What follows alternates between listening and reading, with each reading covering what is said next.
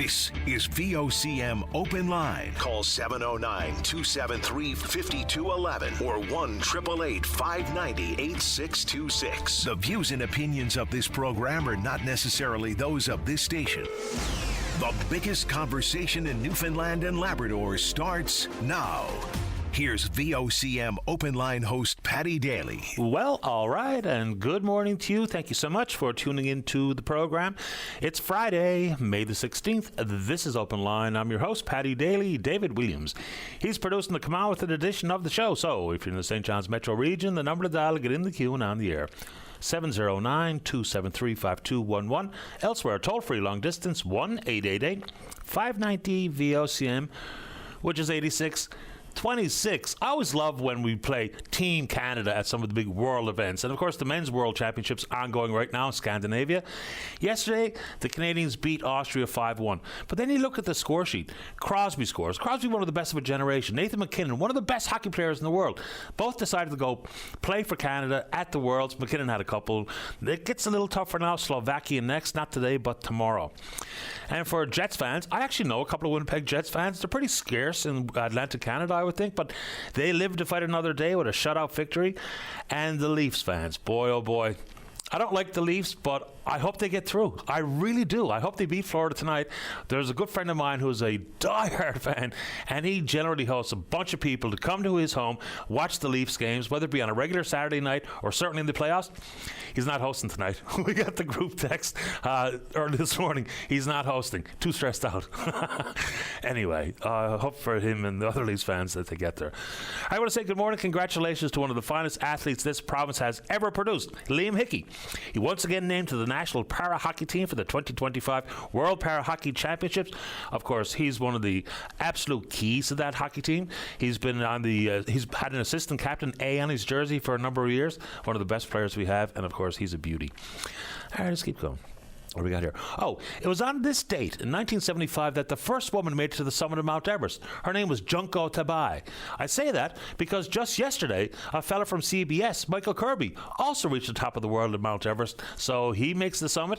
And of course, it's not really quite the feat that it once was.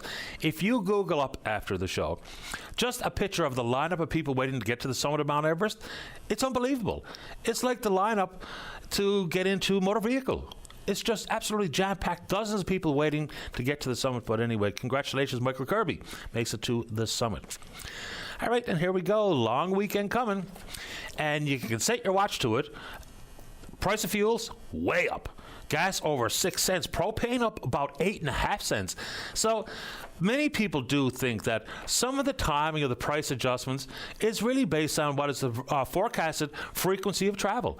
I'm not so sure that's exactly what it is, but it sure feels like when there's a predictable travel weekend coming, like this particular May 2-4 weekend, price of fuel is up. Hopefully you had an opportunity to gas up prior to that. Anyway, you want to take it on. We can do it. And on the camping business with the long weekend, is there an update from the campers who like to go to Cochrane Pond? Because we know there was a city directive for people to vacate. There is a court case pending. We know there's been a massive cleanup effort entertained by some of the residents who would like to be able to stay camping at Cochrane Pond.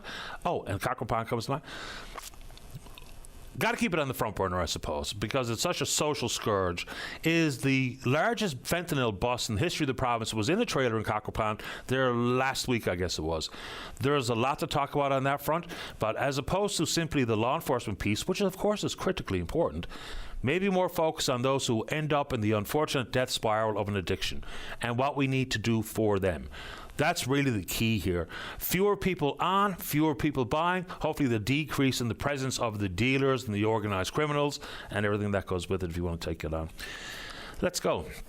I was thinking about this story the other day, and then lo and behold, it's in the news. So we know that CBC, over a year ago, told us about the numbers of unclaimed bodies that were, at that point, reefer trailers outside the health sciences complex. And at that point, there was 28 unclaimed bodies. There's a variety of reasons, I would assume, why bodies go unclaimed.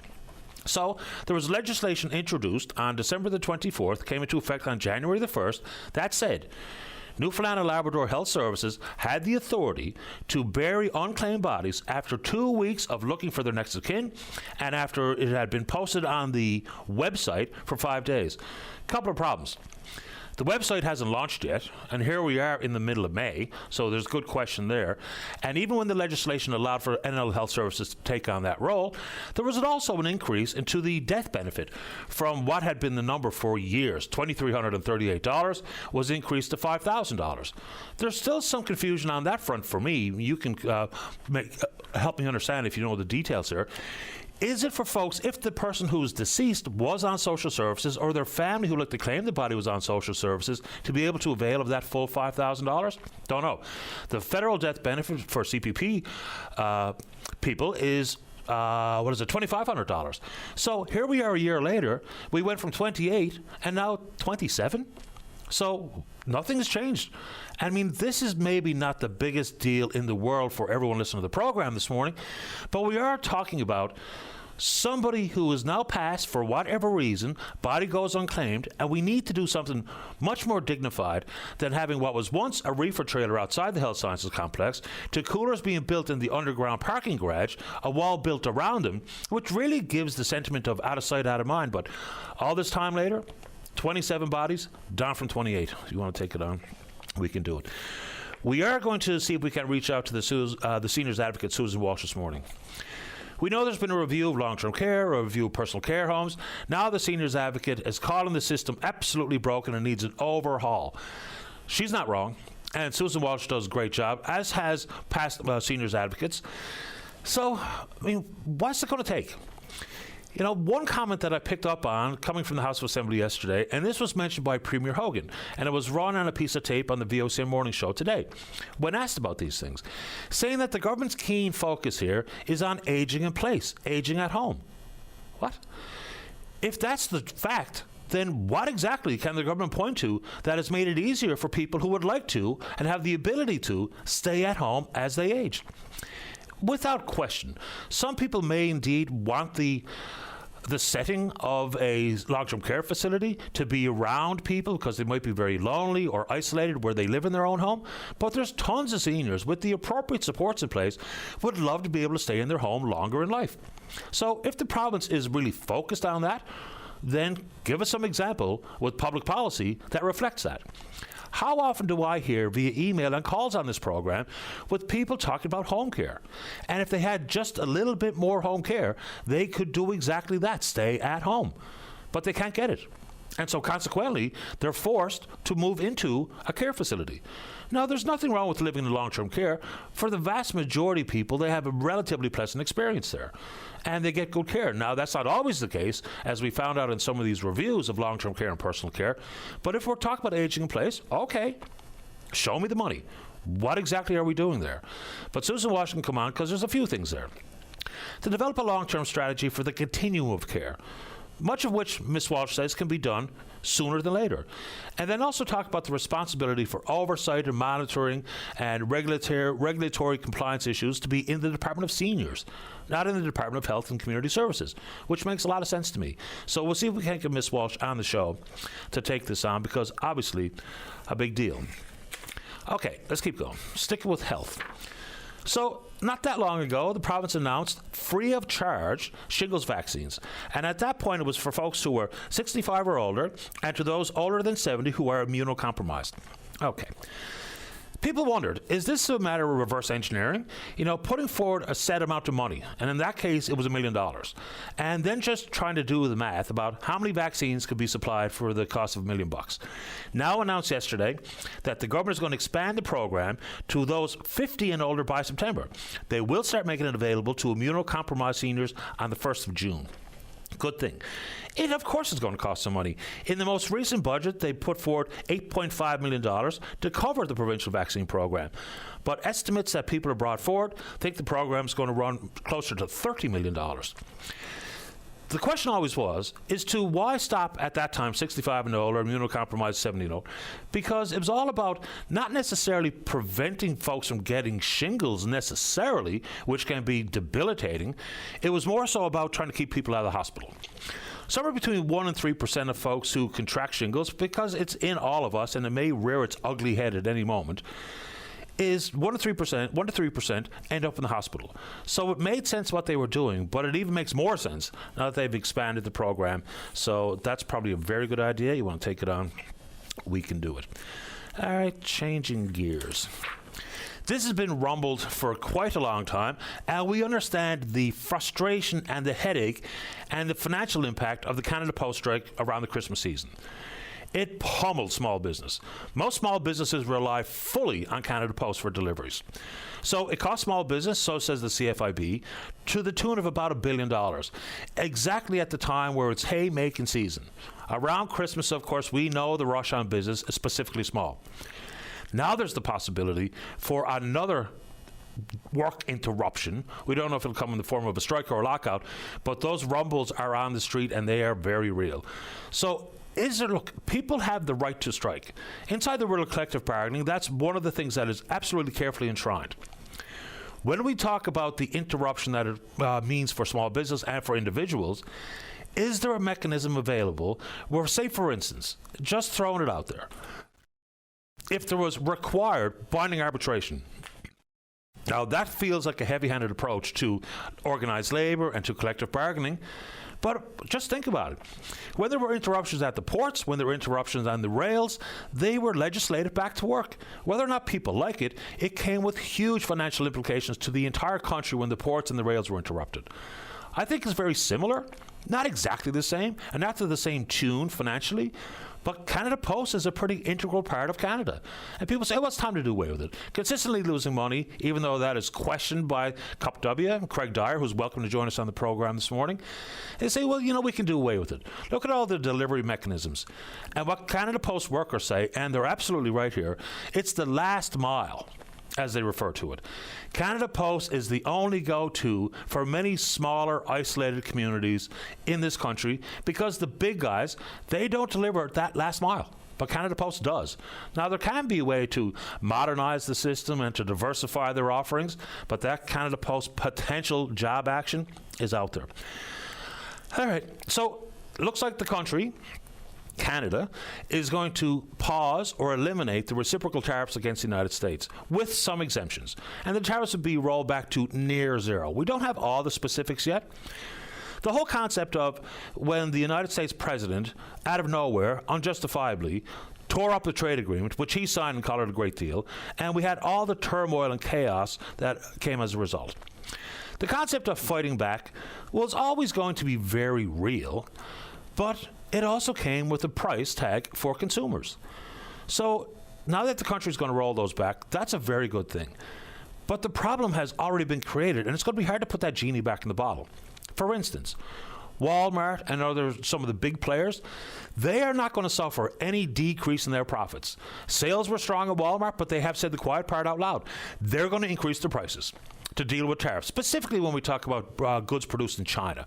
Even though there's a 90-day pause and a pretend deal and the president caved and all that, but when this chaos reigns supreme, same thing with interprovincial trade barriers being eliminated, to think that we are not going to pay some sort of price as the end consumer, because the big shots, the big players, the big industries, the big corporations, they are not going to absorb any of this. They're not going to take it on the financial chin. Me and you are. So I'm glad to hear that the focus really does need to be on trying to organize some sort of meaningful, real relationship with the United States, socially and economically speaking. But the key here will be the interprovincial trade barriers and to make sure that we reduce our reliance on the United States, which is extremely unfortunate, given the fact that they are not just our largest trading partner, but we share the border with them. Logistically speaking, makes every bit of sense in the world for us to have a positive trade relationship as opposed to the absolute nonsense that has been brought to bear. But it looks like Canada is going to drop our particular reciprocal tariffs, which you and I were going to pay, so I think that's probably a good idea. All right, and then you talk about what is the driver of the economy, which is not the government, it's me and you and investment dollars. Couple of things. So investment has been scared away on a variety of fronts in this country and across North America, and that's not good. In the province of Alberta, and good morning to our friends and expats living in the province of Alberta, where I lived for the bulk of the 90s, even players in their oil and gas industry are fighting back about investment being scared away because of all the separation talk. You know, just like in this province, if we're talking about certainty, specifically regarding oil and gas, and if you ask the oil and gas companies, one of the key things in their world is regulatory certainty. And of course it is. It's big dollars to invest, a lot of risk on the line, the ability to secure capital, all comes with the need for certainty. And that's the last thing that's happening in Alberta at this moment in time. ATCO CEO said exactly that. They're a big player in gas in Alberta. So, again, I have a soft spot in my heart for the province of Alberta, but I find this whole separation talk really problematic. And it doesn't just hurt Alberta. It can absolutely hurt the rest of us. And the conversation is basically built on a mountain of exaggerations and a mountain of lies. And the people who are leading that charge, who are elected officials, specifically the Premier, not doing her province and or the rest of the country any favors. I get in trouble for saying that, but hey, I guess I live in some sort of trouble all day long, every day. But I think that's a big issue. You want to take it on. We can do it. Lots of questions coming in about the big tobacco settlement and applying all of the $520 million, which is not guaranteed into the future, to this year's budget. And, of course, allowed the deficit to be contained at $372 or $375 million. I get tons of emails about it. Had a couple of calls on it, so we can take it on. Oh, Lynn Paddock, the PC member who said the government was, in essence, cooking the books, has retracted the comments. You can lean on it if you like, but Mr. Paddock, you know, having been reminded by the Speaker that there's a level of decorum required in the House of Assembly, so he has retracted the comments, but there you go. A couple of quickies before we get to you. I guess by the time we come back to work next Tuesday, we will know the results of the recount in the federal riding of Terra Nova, the Peninsulas. And you know the deal here. Anthony Germain has been declared the winner by the total of 12 votes over the Conservative rival Jonathan Rowe. But there's 1,041 disputed ballots, which is a huge number. It's hard to believe so many people were unable to very clearly select the candidate of their choice, but anyway, I guess we'll get the result. Now, the Bloc Québécois in Terrebonne, federal riding in Quebec, going to put forward a court challenge to try to bring forward a by-election in that riding where the difference is one vote. And now we talked about this one lady who was voting for the Bloc candidate, had her ballot sent back to her, even though she mailed it on time. Now there's been 5 more ballots identified as being problematic. Similar concerns to this one lady who's been in the news. Look, in an effort to get it right, which is the ultimate goal here, in an effort for people to not have distrust of the election system and the integrity of, a by-election is required. As much as it's going to cost some money and as much as it's a pain in the neck for all involved, it's got to be done. It just 100% has to. So hopefully sooner than later, a judge agrees with the challenge here and we see this by-election. So I think it's important. How about you? Oh, last one. We talk a bit, maybe not enough, about things like defense spending and the importance of domestic procurement for this increase, which has been pledged to the tune of 2% of GDP. And in the next NATO meeting, that number is very likely going to increase. People are floating around 3%. The president has floated around 5%. But anyway, it's one thing to buy the equipment, submarines or otherwise, but we still need members of the armed forces to be there to use and operate and to utilize the equipment that we're short of. We were told not that long ago there was a shortage of around 15,000 members of the Canadian Armed Forces. That number is around 14,000 now. The problem? People are enlisting, and then they're waiting, and some people are waiting over 200 days to get the required training to be actually active members of the military. And what are they doing? They're underemployed, and they're running out of patience, and they're leaving. So the office that was funded to do exactly that, to provide the training, doesn't have any money anymore. So what the hell is going on here? We know the focus on buying submarines and icebreakers for the Arctic, and we're talking about more permanent members of the armed forces to be in the Arctic. But we're not keeping those who've been recruited, and they've even changed some of the rules regarding recruitment, but we don't have enough trainers in place. So one step forward, 2 steps back, and we can take that on from a variety of angles. Let's see here. We're on Twitter. We're VOCM Open Line. Follow us there. Email address is openline@vocm.com. When we come back, let's have a great show to wrap up the week. That means you're in the queue to talk about whatever's on your mind. Don't go away.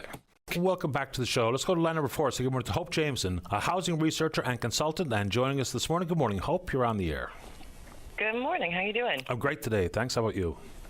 I'm doing well, thanks. So we know, of course, municipalities and the province play a key role in housing, but let's dig into the federal strategy. The Prime Minister has brought forward what I think is probably 4 key points. Talk about cutting GST for some home buyers, only first-timers, which is an issue, I think, and then paying development fees that the cities would normally, or municipalities would normally bring in, getting the government to build houses, which is a different layer of bureaucracy, make it cheaper for investors to build apartments.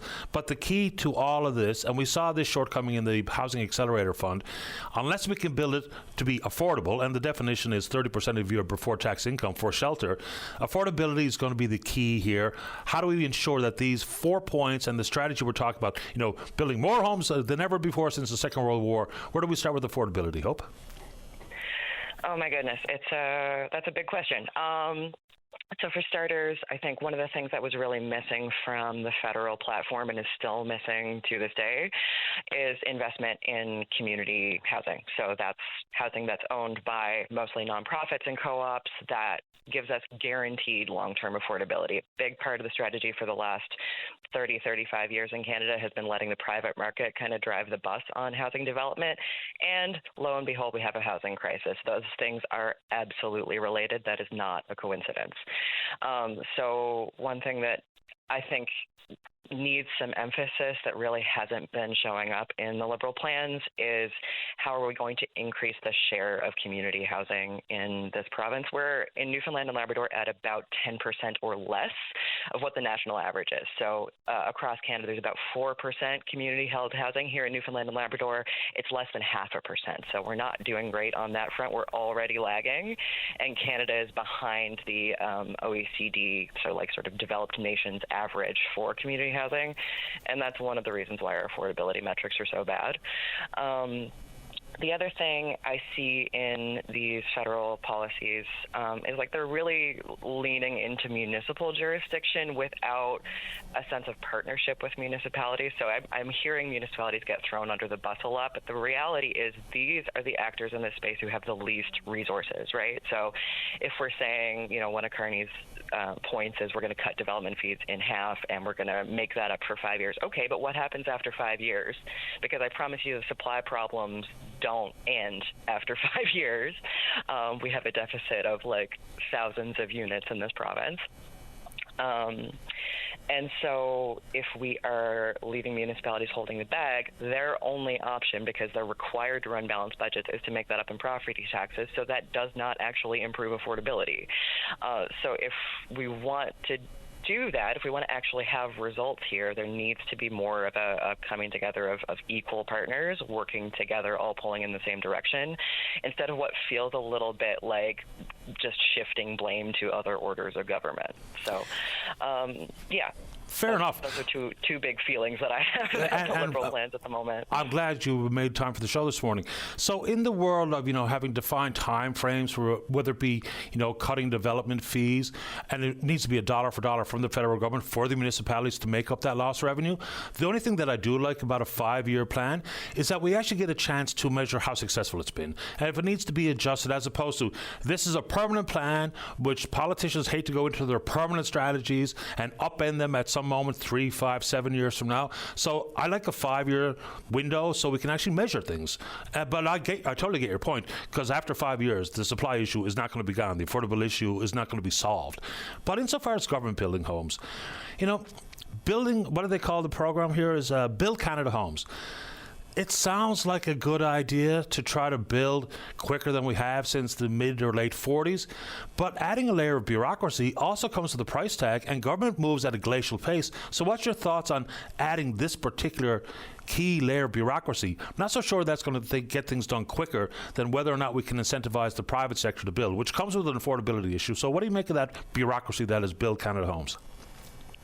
So one of the things I do in my life is I'm doing a PhD at MUN in the business faculty on management, and one of the things in my research is that bureaucracy is fundamentally incompatible with innovation because of exactly what you said, because it moves slowly, it can't respond to urgent needs.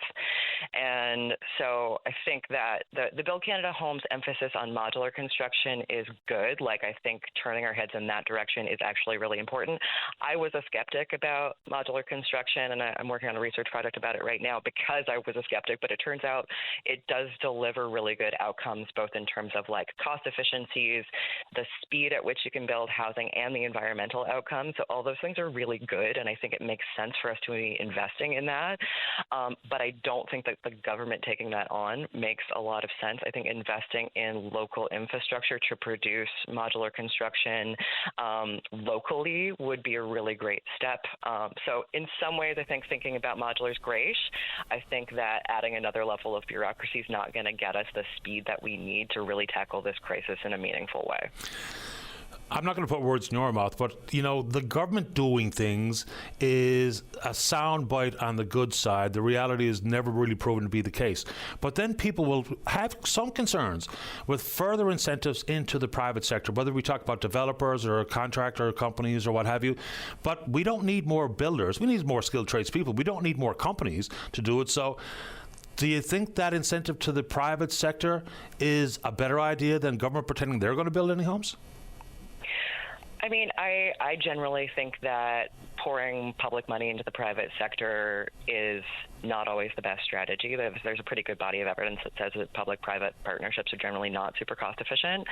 But also, I live in the world, and we don't have the capacity at other levels. Like, we don't have that in government. We don't have it in the nonprofit sector. If housing is getting built, it's getting built by the private sector.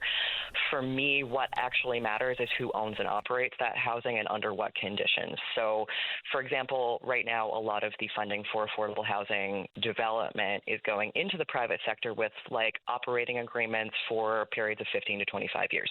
So you get some funding either at a low interest rate or that's a grant to build some housing. The deal is you operate that housing at a lower rate than the market would generally offer for a defined period of time. After that, you do whatever you want, and you've got an asset that has appreciated in value pretty substantially, as real estate tends to do in this time. So what we're doing effectively is financing private profit at the end of the day with public money.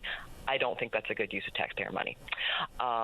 So by contrast, when we give that same amount of money to community organizations whose mandate is to deliver affordable housing, it still ends up going to private developers to build the housing, but then the operations of the housing are done by nonprofits, and that period of affordability is forever. It's not for a defined period of time. And in the future, those organizations have equity that they can use to build more in the absence of other funding programs. So just in terms of like the outcomes, that's what I look at. At the end of the day, what are we getting in terms of affordability? How long does that affordability last? And what's the return on investment for all of us when public funds are on the line? You see, you've come around on modular homes. I've always been there. I just think that's absolutely the sweet spot when we're talking about affordability and the rapid pace with which we need to build units. But I think if I take away what you just said there, I'm not so sure, in addition to tiny homes or modular homes, and, multi-unit buildings, I don't know why we haven't had massive groundswell towards co-op housing, because it's kind of the sweet spot. It's incentive for builders, there's some ownership for the homeowner itself. So the co-op, to me, I think if we had pushes provincially and municipally, and most importantly here when we're talking about the federal government, if they were promoting co-ops as the pathway forward, it doesn't mean they get built quicker, but it hits that happy medium between government helping to build it, but me owning it. I think one thing about co-ops is lots of people like the model and they find it interesting and they'd love to do it, but they don't know how. Okay. And I will say we've got an organization here in Newfoundland and Labrador called Channel, the Co-op Housing Association of Newfoundland and Labrador. They are awesome and they're doing really good work right now. Like they've had a real renaissance in terms of like wanting to support growth of the co-op sector. So if folks are listening to this going, yeah, co-op housing, that sounds cool, reach out to them. They're a really, really great resource. But the thing is, like, housing development is a complex process, right? And this is one of the issues with the bureaucracy that currently exists, is that to get funding to navigate housing and to, get your plans together, to actually get shovels in the ground, it's a tremendous amount of work. And most folks don't have the time and the energy and the expertise to do that. So getting some outside support through folks like Channel can be really helpful if people are thinking that that's something they want to do. But there is a lot of of work at the government level to make that easier and easier to navigate for folks who have an interest. And I think that would go a long way to making that more possible. Yeah, as usual, there are people out there that have the expertise and the know-how and the horsepower to help people and our communities talk about and initiate some co-op housing. Because if you speak to anyone who's involved in a co-op, housing or otherwise, they're thrilled with their decision. And I think many Canadians, including the some 1.6 million Canadians who have experienced some issue regarding homelessness or precariously close to homeless over the course of the last decade, I think if we could plant the seed of co-op in their head and really give them an easy pathway to being a part of it, I think we'd cure a lot of these ills pretty quickly, I would think, especially when we talk about long-term. Short-term, we've got to build. Short-term, it has to be affordable. Long-term, that co-op model, boy, that makes a lot of sense to me. I hope I'll give you the final thoughts before we say goodbye this morning. Sure. No, I think one thing about co-ops too, and with community housing in general, I think one thing that we're all thinking about at this moment is like economic independence and how we invest more in our local communities. And so thinking about community housing, thinking about co-op housing, that's one way that we can support our community in being more independent and having a little bit more freedom from some of these geopolitical things that are making all of us really worried right now. So there are long-term, large-scale benefits to us thinking at this local level and working really hard to invest in our own communities. Really appreciate making time for the show, Hope. Thanks a lot. Of course. Thanks, Patty. Take care. You too. Bye-bye. Soap Jameson, housing researcher, PhD candidate at Memorial University. Let's take a break. When we come back, Tolson Reynolds in the queue to talk about the wildfire out in Adams Cove. Don't go away.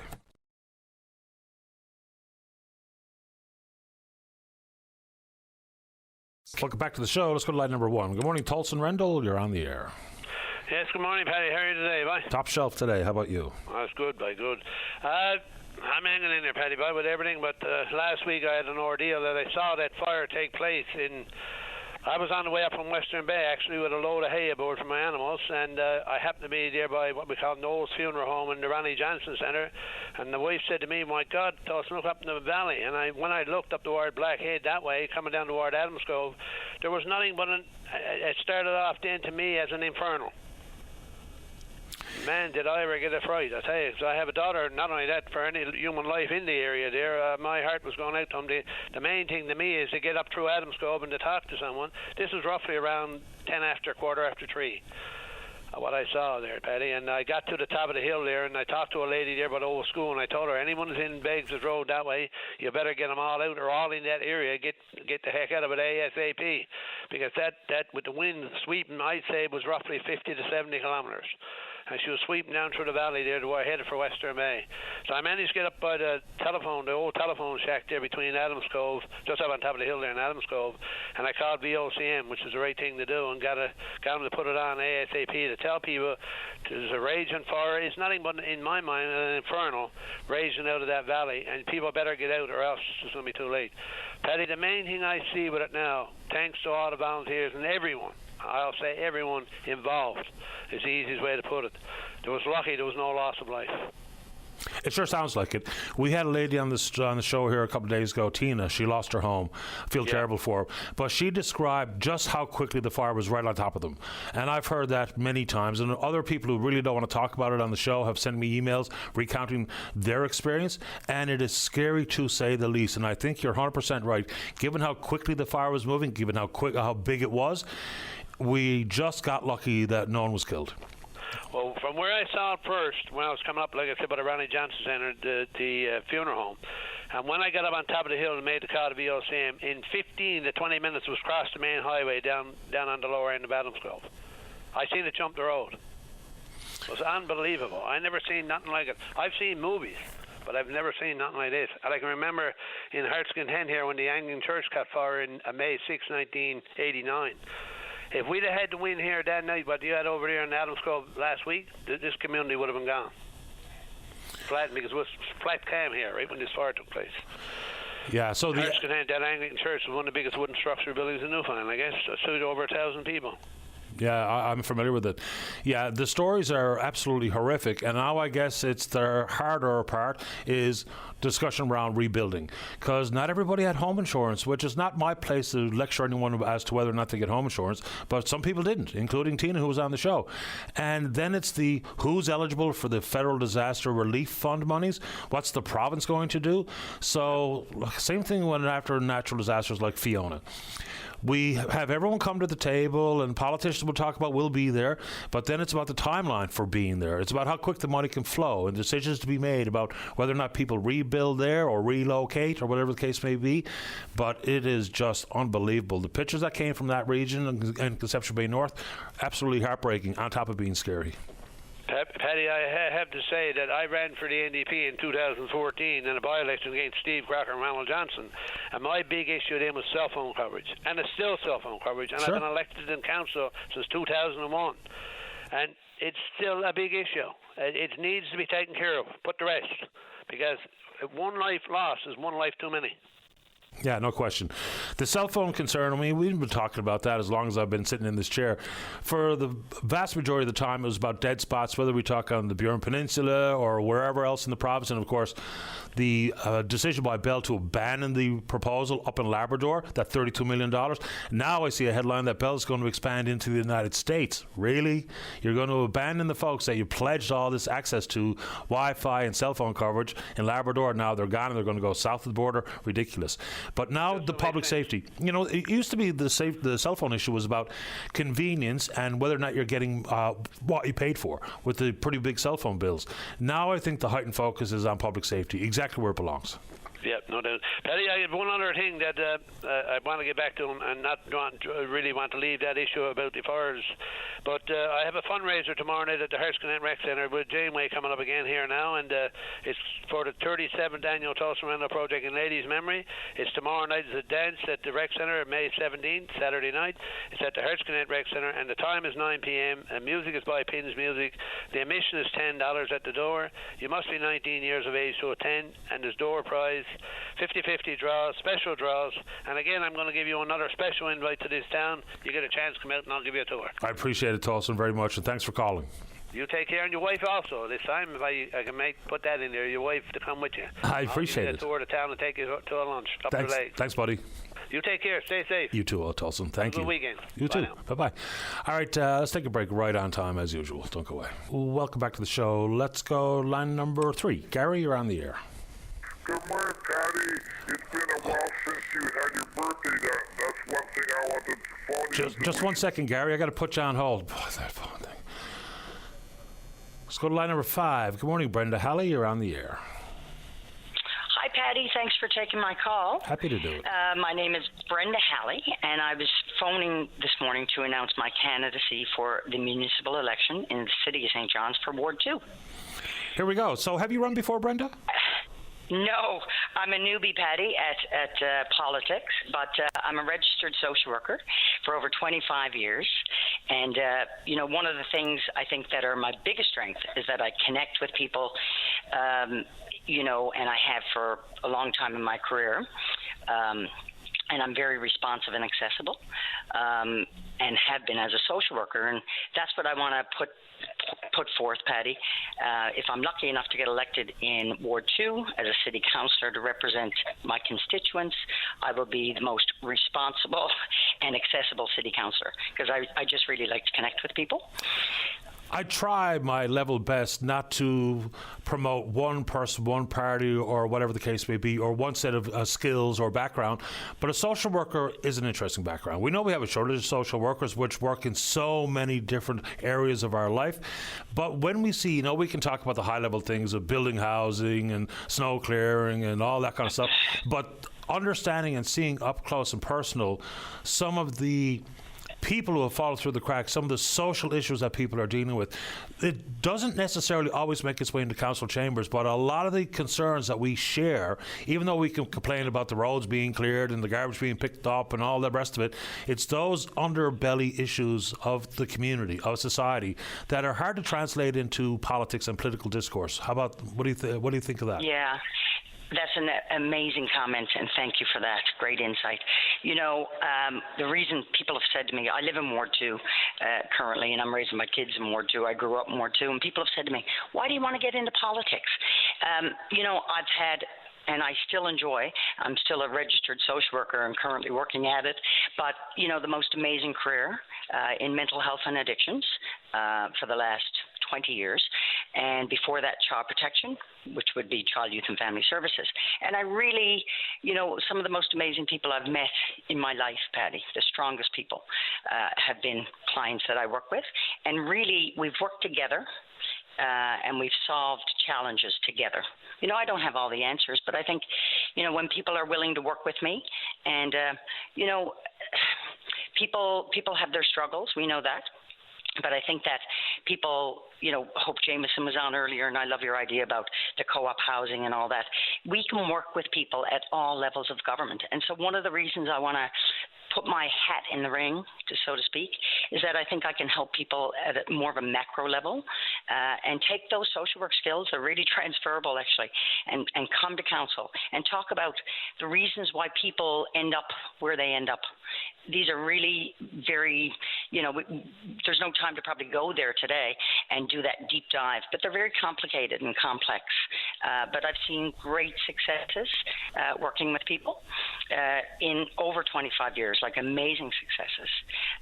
Patty, I'd love to share some, I've been walking around Georgetown area where I live and raise my kids and share my platform issues that I think that are important to people in my area, and would also involve the folks that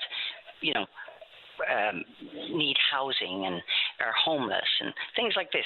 I think there's space in our beautiful city for everybody, but I'd love to share those with you, and it's a great segue. But promoting community safety is what I'm hearing on the streets. And for me and my own kids, I want to ensure that residents and business owners feel safe on the streets of St. John's and our public spaces, right? Affordability, prices, the cost of living has gone up. You just had some great conversation with Hope Jameson about co-op housing, which I really like, by the way. But affordability, I'd like to, in future developments, make sure that folks have access, Patty, to food, transportation, and amenities close to their homes, right? People don't have transportation. A lot of times folks I work with are on foot, So we want to make... And so what does that mean? Because we know the province had a program where we were giving bus passes to low-income individuals and the like, and public transit is maybe not what it needs to be in a functioning city like St. John's compared to the rest of the country. So when you talk transportation, beyond public transportation, whether it be Go Bus or Metro Bus, what are you referring to? Well, I mean, not everybody has access to the Metro Bus. Some people, who are currently in receipt of income support, they get extra money in their check for a bus pass. But folks that are retired, for example, and on a fixed income, we know that the retirement gig, right? Fixed income, they don't get extra money. For example, that covers transportation. So a lot of people that I work with, it's one of the barriers that really frustrates me as a social worker. People can't come to groups that I offer because they have to walk there and they have to walk back. So, just very recently I had a person that I invited to I do several groups in the community per week, and he couldn't come to the group because he said, Brenda, by the time I walk in, do your 2.5 hour group and walk home, I'm not getting home till 5:30 in the day. So, I think that we can do better. I think that I'd love to, these are conversations that I want to have with the people, my colleagues, hopefully, at City Hall to see what we can do about that and come together and, get the stakeholders at the table to say, look, what can we do? I mean, City Hall have made great strides. Several years ago, kids that were of a certain age were not free, but today, under 12, all kids can ride the Metro Bus for free. This is really good. It gives younger people access to sort of move around the city in a safe ways, and create that independence. And so that's one of the strides that the city has made, and recognizing that kids need, ways to get around, right? Things are expensive, so we need to help combat that. The environment, Patty, is my third platform, and it's really near and dear to my heart.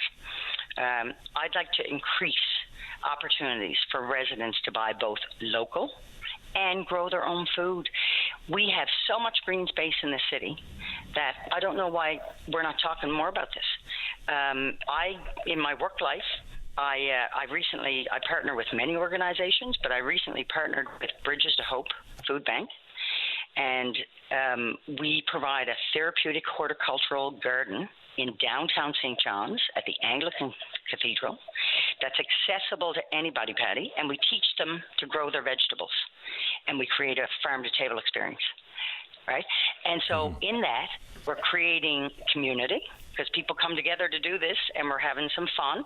We're learning some skills, and you're creating community. So you're giving people things to do, and like a structured day. It's really important in, for example, like recovery, improved mental health, improved physical health. I mean, it's well researched and documented. The improvements are amazing. And so in this particular garden that we have, we're going to grow lots of vegetables, and we're going to fill the shelves of Bridges to Hope so people that can't get down and garden can access safe, fresh, local vegetables. You know, so fair enough. Instead of sort of, and it's the learning and the skill development with it. So those are my three near and dear platform issues, Patty. But I look forward to going around campaigning in Ward 2 and listening to the residents and seeing what matters most to them. These are my three priorities that I feel in my conversations. But we could add 20 more for sure. There's no end to the issues that need to be broached. Brenda, I appreciate you making time for the show. Good luck on the campaign trail. Patty, thank you for having me. And I just wanted to say I loved your conversation with Hope Jameson. I love the idea of co-op housing and all levels of government coming together to just get the stakeholders at the table. And let's start talking and get these things happening. Appreciate your time. Thank you. Thanks, Patty. You're welcome. Have a great day. You too. Bye-bye. All right, so we're really right up against it for the 10 o'clock news. So Mark's in the queue to talk about the President of the United States, Paul French with the Rover Search and Rescue, and Gary wants to talk a little hockey, man after my own heart. And here we are. We've got one team through. The Edmonton Oilers going to the Western Conference Final. Winnipeg stay alive last night. The Leafs, big game tonight. I mean, if this goes sideways for Leafs fans again this year, boy, oh boy, that's going to be a real heartbreaker. All right, quick check on the Twitter box. We're VOCM Open Line. You know what to do. You can follow us there. Email address is openline@vocm.com. Oh, an emailer wanted me to put it back out that if anybody out there knows who took their ATV in onto the Ballyhaley golf course and ripped it up for that purpose only, not to have a ride, not to get out and get some fresh air, not to get the knees in the breeze, but just to rip a golf course apart, if you know, let the golf course know. Let's take a break for the news. When we come back, we're speaking with you.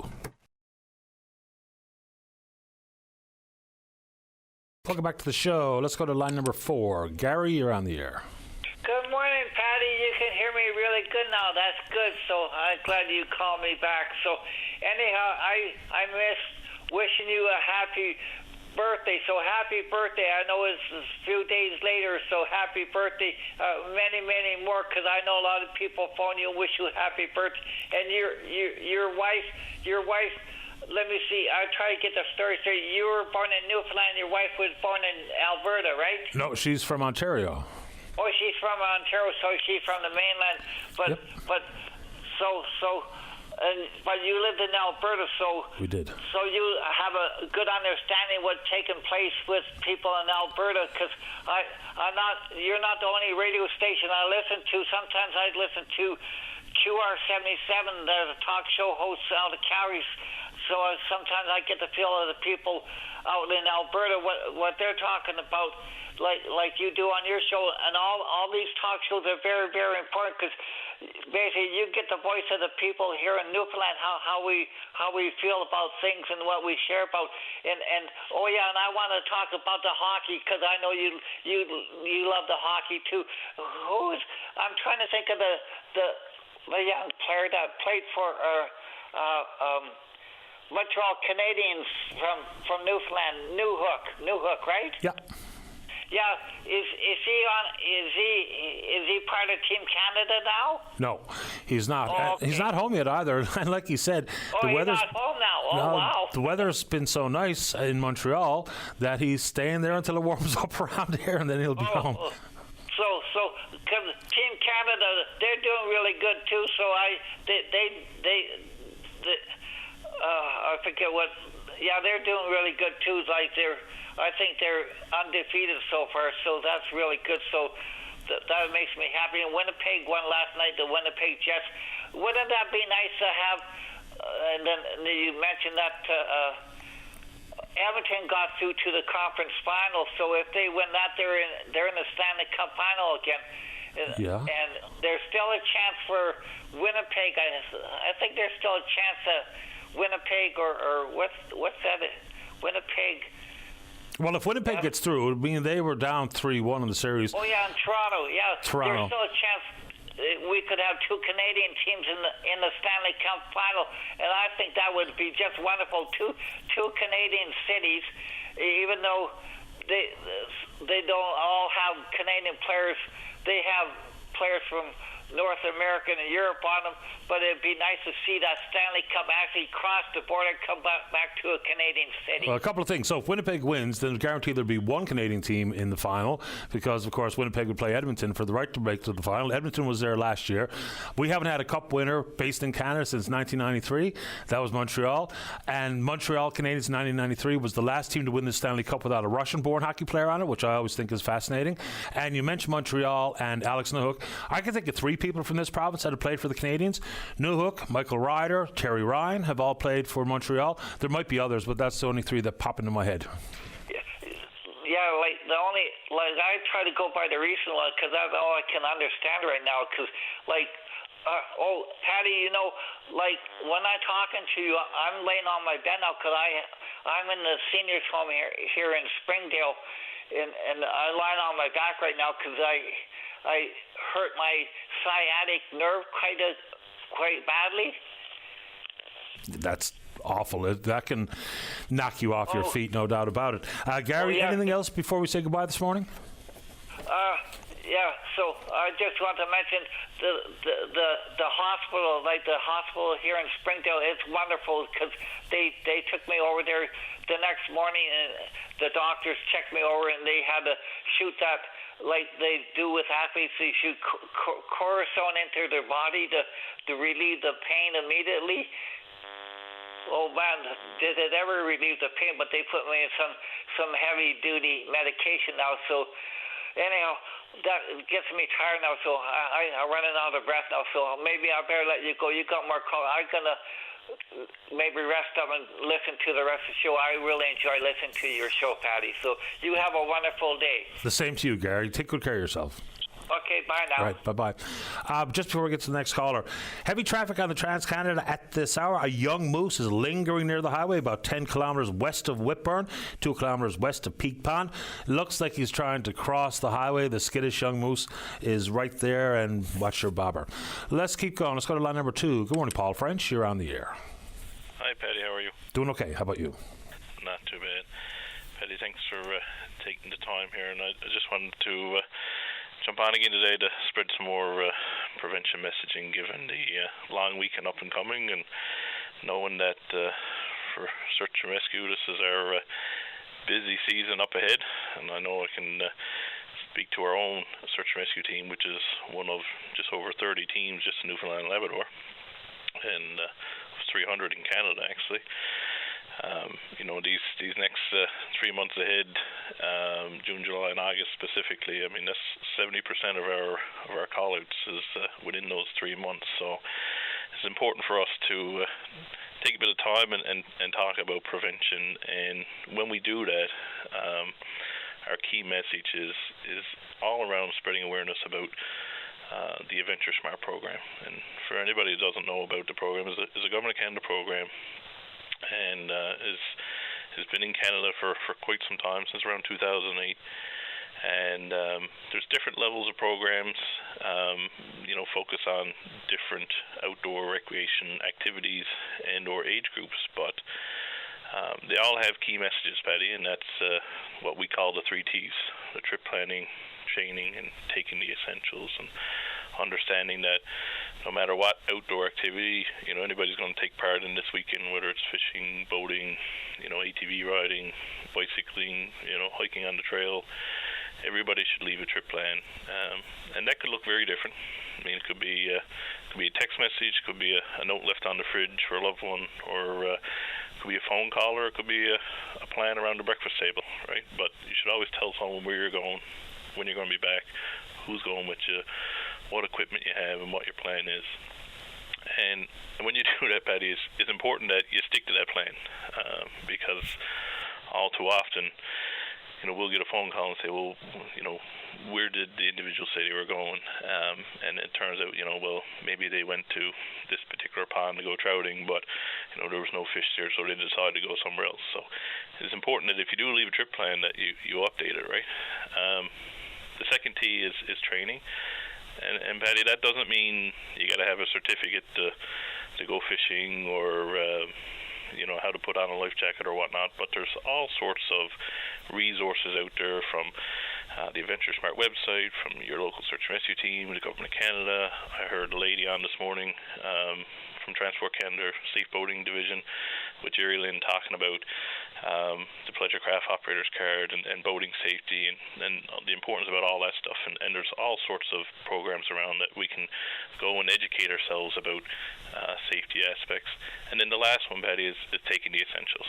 So for any type of activity, there's always a certain level of essentials that we should take, like extra food and water, first aid kit, sunscreen, and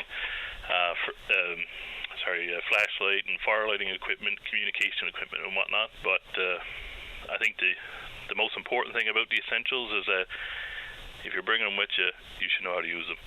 And oftentimes we have essentials in our backpack that maybe we're not too keen on or understand how to use, or maybe we've got a GPS, but the batteries are dead, right? So it's important that you know your equipment and you take care of it.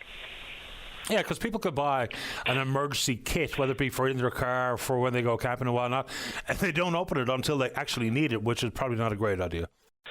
Happens all too often. And sure. So anytime, you're buying a new piece of kit, the best thing you can do is sit down at the kitchen table and just orientate yourself with it, understand, read the instructions. I know it goes against their better judgment for some of us, I guess, but the more you know about your equipment before you need it, the better off you'll be, right? And it takes away from that, having to figure out how to use a particular medical device or whatever, right? And especially because when you do need it, comes with that heightened bit of panic that you might be experiencing. So then trying to figure something out becomes even more difficult. I'm going to throw one more out there that I have in my kit, and I think is a really smart thing to have, only because someone told me about it. I hadn't thought about it. Bring a whistle. Bring a mirror. So if they're searching from the air, you can use your mirror to offer some reflections, and a whistle. If people are searching on foot, boy, that whistle's going a long way beyond your just calling for help with your voice. That whistle can be shrieking that carries far greater distance than me or you yelling. Yeah, Patty, maybe, what are they now, probably $2 to $4, depending on where you buy them. Absolutely. They're the cheapest and most reliable piece of communication equipment going, in my opinion. And we can talk about the personal locator beacons and inReaches and all these satellite communication devices, but when it comes down to it, we're relying on technology, and all you got to do is have a bit of wind in your windpipe, and anybody can blow a whistle, right? So it's important to keep it simple sometimes and go back and always ensure that we have the basics, right? Absolutely right, Paul. I'm glad you made time for the show. Most of this sounds like common sense, but the fact of the matter is you have to give it some foresight, and you have to just pay attention to little things. The trip plan, of course, essential. And then some of the things that you talked about with taking the essentials and some training and understanding your kit. And just, there's probably people listening to the program this morning haven't really thought, like, even if you're just going to go for a hike on the East Coast Trail, it's easy enough to get turned around. If you go off the trail a little bit, you could find yourself discombobulated very quickly. So, especially in the backcountry, a whistle and a mirror, those are two of the smartest things that someone told me years ago. That's what I would start with when I bring a kit. Of course, you need extra clothing, food and water, something to start a fire, those types of things. But all good, helpful pieces of advice, Paul. Anything else before we say goodbye? Patty, I'll just say that anybody looking for more information about anything search and rescue prevention related, they can go to adventuresmart.ca, and there's a wealth of knowledge there for anybody going outdoors. Good start. Appreciate your time, sir. Thanks. You're welcome. Bye-bye. All right, let's take a break. Don't go away. Welcome back to the show. Let's go to line number 2. Let's give on to one of the Mount Pearl City Councillors. That's Mark Rice. Good morning, Mark. You're on the air. Good morning, Paddy. How are you this morning? Top shelf today. How about you? Good stuff. Paddy, I want to call in this morning. I got a couple of items on my list here this morning, and I want to speak about. Number one, I want to speak about public works, National Public Works Week coming up now in City of Mount Pearl, I guess all over the country. It's starting on May the 18th to the 24th, 2025 this year. So I just want to do a shout out, I guess, and to the residents of Mount Pearl, let them know, what it entails regarding public works in the city. Our staff resources, our road services, our park services, our UTM water and sewer services, our fleet services also, and then our animal control and pest control. So, as a councillor in the city, you're always conscious of, what's happening in the city and stuff like that. So I just want to give a shout out, actually, to the staff that do tremendous work here in the city. Right from our directors to our superintendents to our forepersons and all the staff.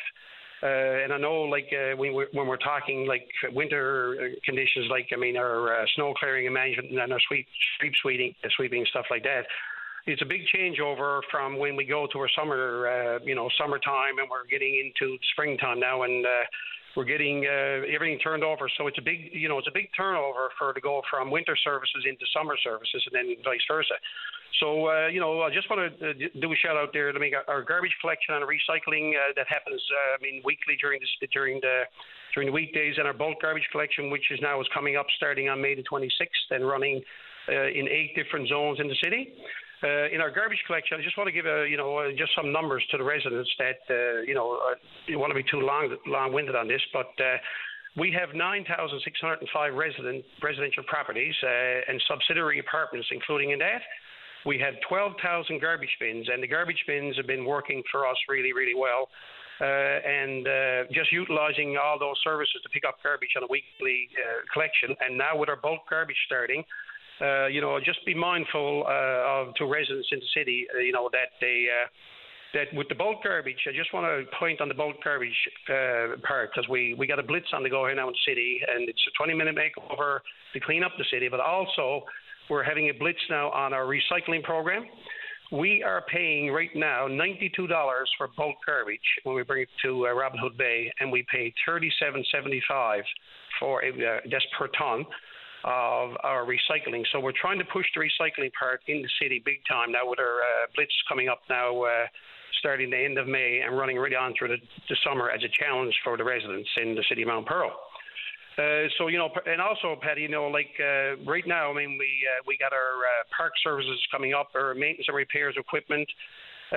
So right now, from a winter time, we're switching over, and so right now we have pothole repairs coming up, maintenance covers on our catch basins, curbs, driveways, sidewalks, and repairs from the winter. We have plows that done damage, and also we got residential and commercial properties that we've done damage to the lawn. So it's a process there now in on our website where you can go in there and you can put in a work order to get that completed or repaired or done, right? So I just want to call in to give a huge shout out to the work that's done in the city. One big thing I want to say, part of our UTM water service is our leak detection system, and part of our leak detection system here is identifying areas in the city where we have infiltration of our stormwater coming into our to our sanitary areas and our sewer systems, because right now we pay for that. When our storm sewer is running into our sanitary, we have an issue with that. So I want to give a big shout out to our UTM that are doing our leak detection there and are doing repairs, and that's why our numbers are so well, because our use of water in the city of Mount Pearl now, it's after decreasing, because we get the numbers now weekly and for each month, and the numbers in the past 10 months we've in the city of Mount Pearl, we've used a less amount of water than we've had previously since back in early 2000. So I want to say a big shout out to that area of the UTM water services, and our fleet services and our animal control as well, and then the maintenance department that do all the repairs on the trucks and our snow blowers and our sidewalk sweepers, and the list goes on, lawnmowers and our summer equipment. So it's a big beast, to say the least. I mean, and I just wanted to call in this morning and give a big shout out to our Public Works Department. Looking forward to May 18th to 24th, and hopefully we'll be able to get up there and have a barbecue for our appreciated, show them our appreciation when it comes to how much work they do in the city of Mount Pearl. Absolutely right. Mark, appreciate the time. Have a nice long weekend. Thank you. And one other thing, Paddy, before I go, I just want to mention, I want to give a shout out to the part two there will be the cleanup of our Waterford River area. I want to give a big shout out to the Rotary, the Waterford Valley Rotary Club that are doing work on the Waterford Valley now, and also the RCMP veterans that have been out in full force all this week, and hopefully over the next month, 2 months, they'll be cleaning up the Waterford Valley. And just as a tad bit information for the businesses and the commercial businesses in the city, it's against the law to push snow into the rivers and also infill the rivers along the riverbanks. So we just want to put that out there as well. Fair enough. Appreciate your time, sir. Thanks a lot. Thank you. Appreciate your time. No Bye-bye. problem, Mark. Bye-bye. It's Mark Rice, councillor out in the city of Mount Pearl. Before we get to the break, let's go to line number one. Mark, you're on the air. Good morning. Good morning. I want to talk about why people hate President Trump. Okay. People get the wrong perspective about Trump. How so? Because you've been lied to. Because what? You've been lied to. Because we've been lied to, is that what you said? Yeah. Okay, give me some examples. Let's go. Because he said when he got inaugurated in 2017, he said we are giving power from Washington, D.C. and giving it back to you, the people. Well, that's not that hasn't happened. But what else you got? No, it all takes time. And he's an insider. He knows what the Democrats been up to. What's that? Child sex trafficking. Oh, come on, for God's sake. And what else? There's a number. He knows about 9/11, Sandy Hook. What? We've been lied to about everything. Hillary Clinton and there's a 16-year plan between Barack Obama and Hillary Clinton. You're going to bring in COVID. You're still getting on with that? And lockdowns. You're still banging on about that? Why not? We took a lot of people that got hurt and killed by these vaccines. And it's about time people don't know about it. Right? No, not right. Oh, yes, it is. No, bye. There's a 99.7% chance that you're going to survive COVID. And lots of people that get the vaccine get COVID anyway. I know certain people, people that got the vaccine and got very sick after they took it. I know one fellow got the vaccine. As soon as he had the vaccine, he had stroke. Three people in a row took the vaccine the same day, same time, and they all had the same symptoms. They all had active strokes. You ever heard myocarditis? Yes, I know all these stories. Yes, I do. Yep. Okay, myocarditis is a heart condition in kids. When did you ever hear of heart condition in kids? Never. Of course, it's been a thing. Anyway. So you choose to be a fan of the president, and so be it. That's up to you, I suppose.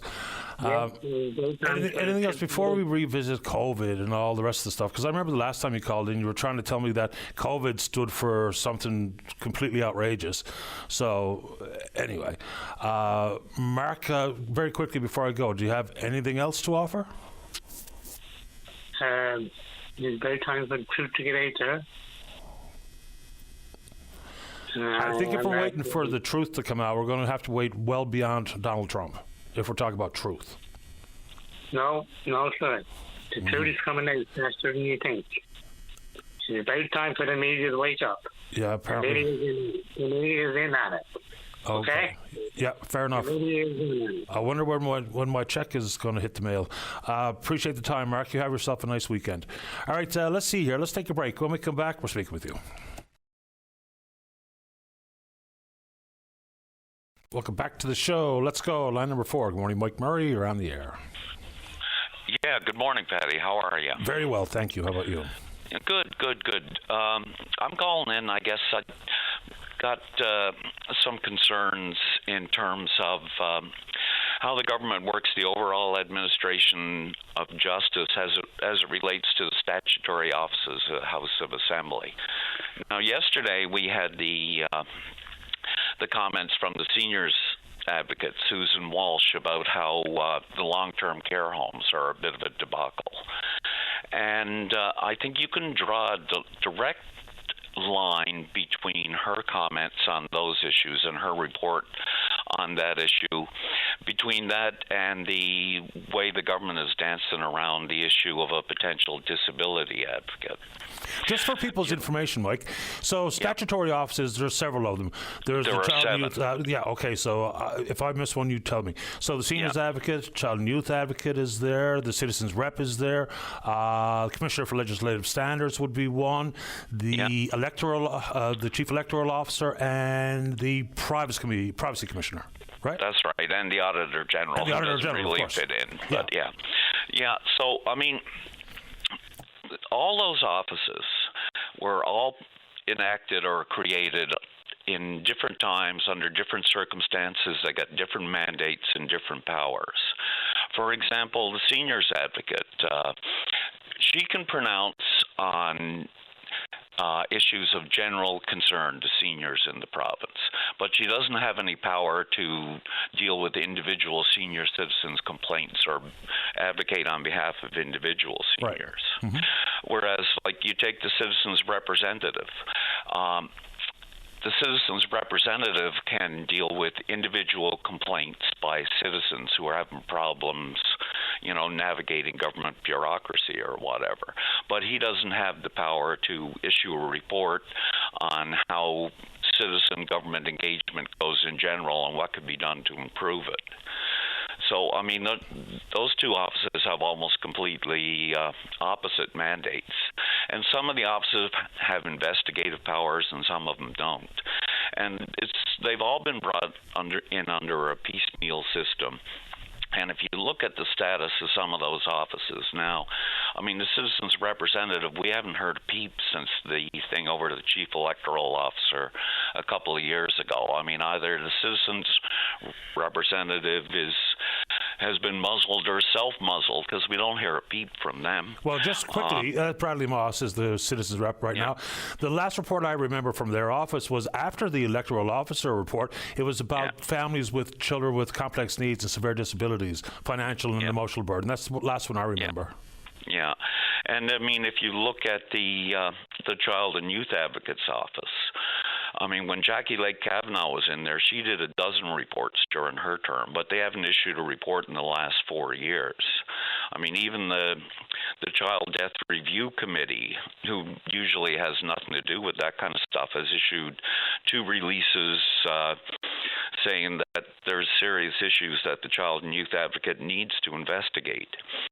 I mean, the Information and Privacy Commission, I mean, they basically ran Michael Harvey out of the province on a rail. I mean, they kept taking him to court, trying to block investigations, have him declared in conflict on different things. I mean, the government doesn't like the whole independent review. I mean, if you look at, I think more people need to look at the Fowler report. I mean, the government commissioned the Fowler report as a result of the debacle over the chief electoral office. But some of the comments in the press at the time were about eliminating or combining some of these offices, maybe take away the independence of the Privacy Commission and put them under the Department of Justice. But the Fowler report came out, and it was not what they wanted to hear, and it's basically been buried except for the throwaway comment about maybe the seniors advocate can handle disability. I mean, Fowler's report was basically saying that the independent offices play a very important role in the administration of justice in this province, and if anything, their mandate should be strengthened, and I guess there should be an overhaul that evens up everybody's mandates, maybe to allow, like, the seniors advocate to investigate complaints, or the citizen representative to take general positions on things instead of just dealing with things on a case-by-case basis. But ultimately, I think there's a fear of transparency within the government, and I mean, the new premier was just came into office. I imagine he expected some kind of honeymoon period. Now he's right back in it again because of the comments to the seniors advocate. So if there ever is a disability advocate put in place, I mean, you have to look very carefully at what the mandate and what the powers are. It may be very circumscribed, because I think they just don't like that kind of independent feedback. Well, I mean, a few things. Just about all of those offices should have investigative power. Many people would think about it like subpoena power, I guess, if you were watching Law and Order. So that's one thing. The biggest problem that I have with any of these offices is that, of course, they answer to the House of Assembly, but they have no real, and this is not an insult to any of them, it's about their mandate and the role. They don't bring enough teeth. So whether it be the Auditor General, the Child and Youth Advocate, the Seniors Advocate, reporting back and doing investigations and commissioning reports, how many times have we heard the government say, well, we accept the recommendations of one of these advocates or another, and we're going to implement them, and then we get an Auditor General's report about how many of her recommendations have gone unattended to over the course of 5 years? That's what's galling to me, is they do the hard work, they do the grunt work, they do what the politicians should be doing anyway, as opposed to looking for sound bites and time on TV. The grunt work of committee work, the difficult work, which doesn't have any pomp and circumstances, no glory attached to it. Well, we hire other people to do it, but the recommendation just in one ear out the other. That's the worst part of it for me. Yeah, no, I mean, I agree with that, but I would say, though, at least with the offices that we have now, at least the recommendations are being made and things get a public airing. I'd hate to see that shut down or diminished. Yeah, me too. I mean, I give plenty of attention to these advocates, those offices, the role they play. I have them on as frequent guests. Every single time there's a report out, I think we deserve to air it on the air, dig into it a little deeper. News stories do a pretty good job trying to cover them, but it's nothing quite like having a conversation with an advocate so he or she can further expand on their thoughts and where we go from here and updates on recommendations of reports passed, those types of things. Yeah, no, I think that's true, but I mean, when was the last time you had the Child and Youth Advocate on the air? Well, the biggest problem inside of that office is that, of course, when we lost the Child and Youth Advocate and Jackie Lake Kavanagh, and then Kim Clement Spurl was in, and of course there's an issue there with the investigation and the children in care. They've been unwilling to come on, but make no mistake, the invites are out there. Now she's been gone for almost 6 months now, 4 or 5 months. There's a new acting Child and Youth Advocate. Oh yes, I know. I was just talking about there was some hiccups in who was actually going to sit in that chair, and consequently they would not accept their invitation. But make no mistake, myself and Dave Williams invite these representatives on all the time. Yeah. All right. Well, that's my 2 cents. I appreciate you sharing them. Thanks a lot, Mike. Okay. Bye-bye. Bye-bye. Yeah, I mean, for instance, Susan Walsh, the Seniors Advocate, is coming on 11:30 to talk about the report just released yesterday. We certainly would like to spend time with the Child and Youth Advocate because the issues as it pertains to children and youth, whether they be living in a normal family unit or a so-called traditional family unit and or vulnerable children living in care, all the types of things that people discuss and that make the headlines, we're happy to have all of these representatives on. Like we've had the Privacy Commissioner on. countless times over my stay in this chair, and we'll continue to do so. Let's take a break. When we come back, we're going to talk about co-op housing. All right, don't go away. Welcome back to the show. Just before we get to the next caller, we were talking about Newfoundlanders, Labradorians that have played for the Montreal Canadiens. Add Darrell Langdon, of course, one of the 6 teams he played for, and Brad Brown from Bay Verte. He actually played in Montreal as well. Let's go to line number 3. Say good morning to the Deputy Mayor of the City of St. John's. That's Sheila O'Leary. Deputy Mayor O'Leary, you're on the air. Good morning, Patty. Thanks. Just one moment. We'll have to get Sheila back now in a second. Let's go to line number 2. Pat, you're on the air. Hi, Hello? Pat. Good morning. Oh, hello. How are you today, Pat? I'm okay, thank you. How about you? Good.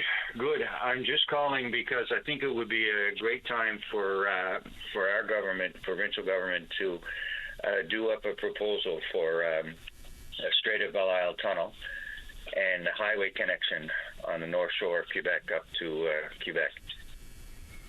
You know, because the Carney government wants to build an interprovincial trade now. There's a big push on for that.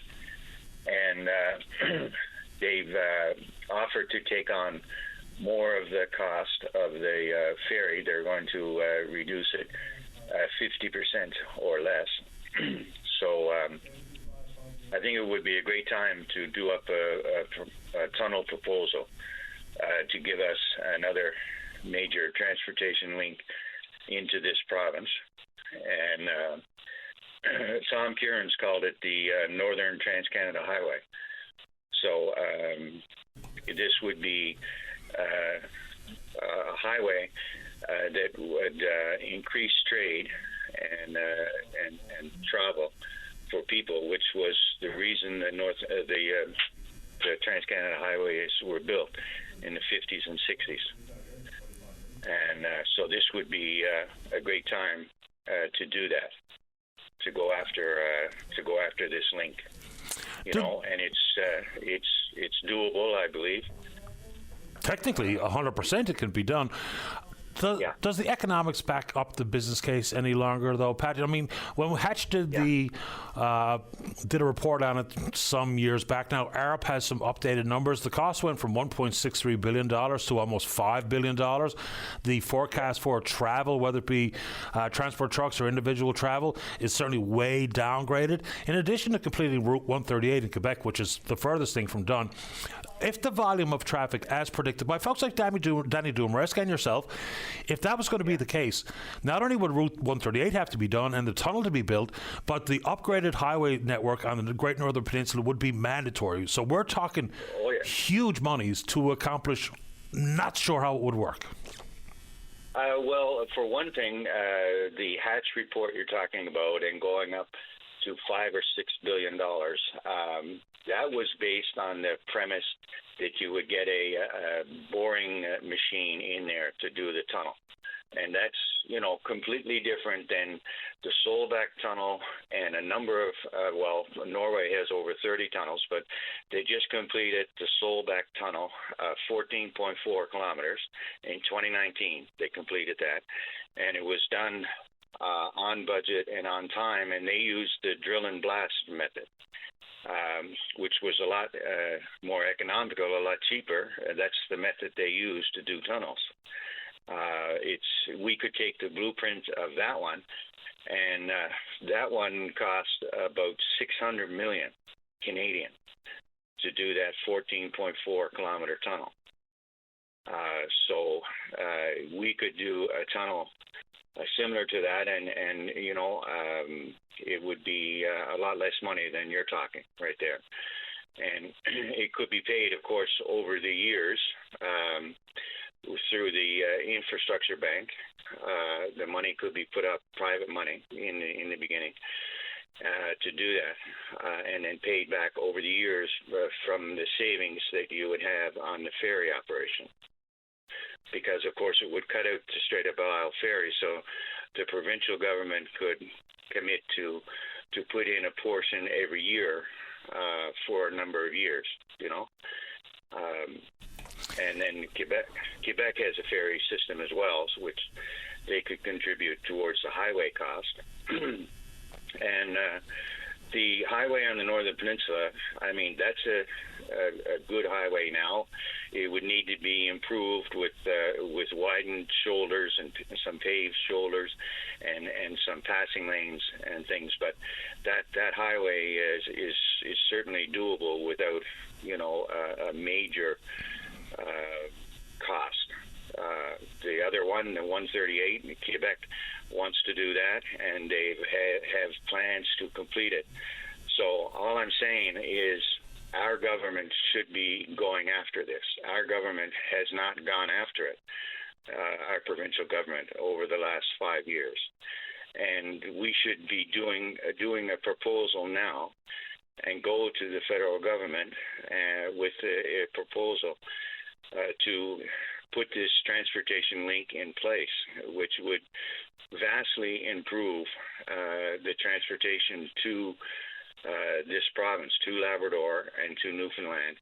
And as well, I mean, it gives Labrador that 24/7 connection to the island, which we need in this province. So that's a major boost right there.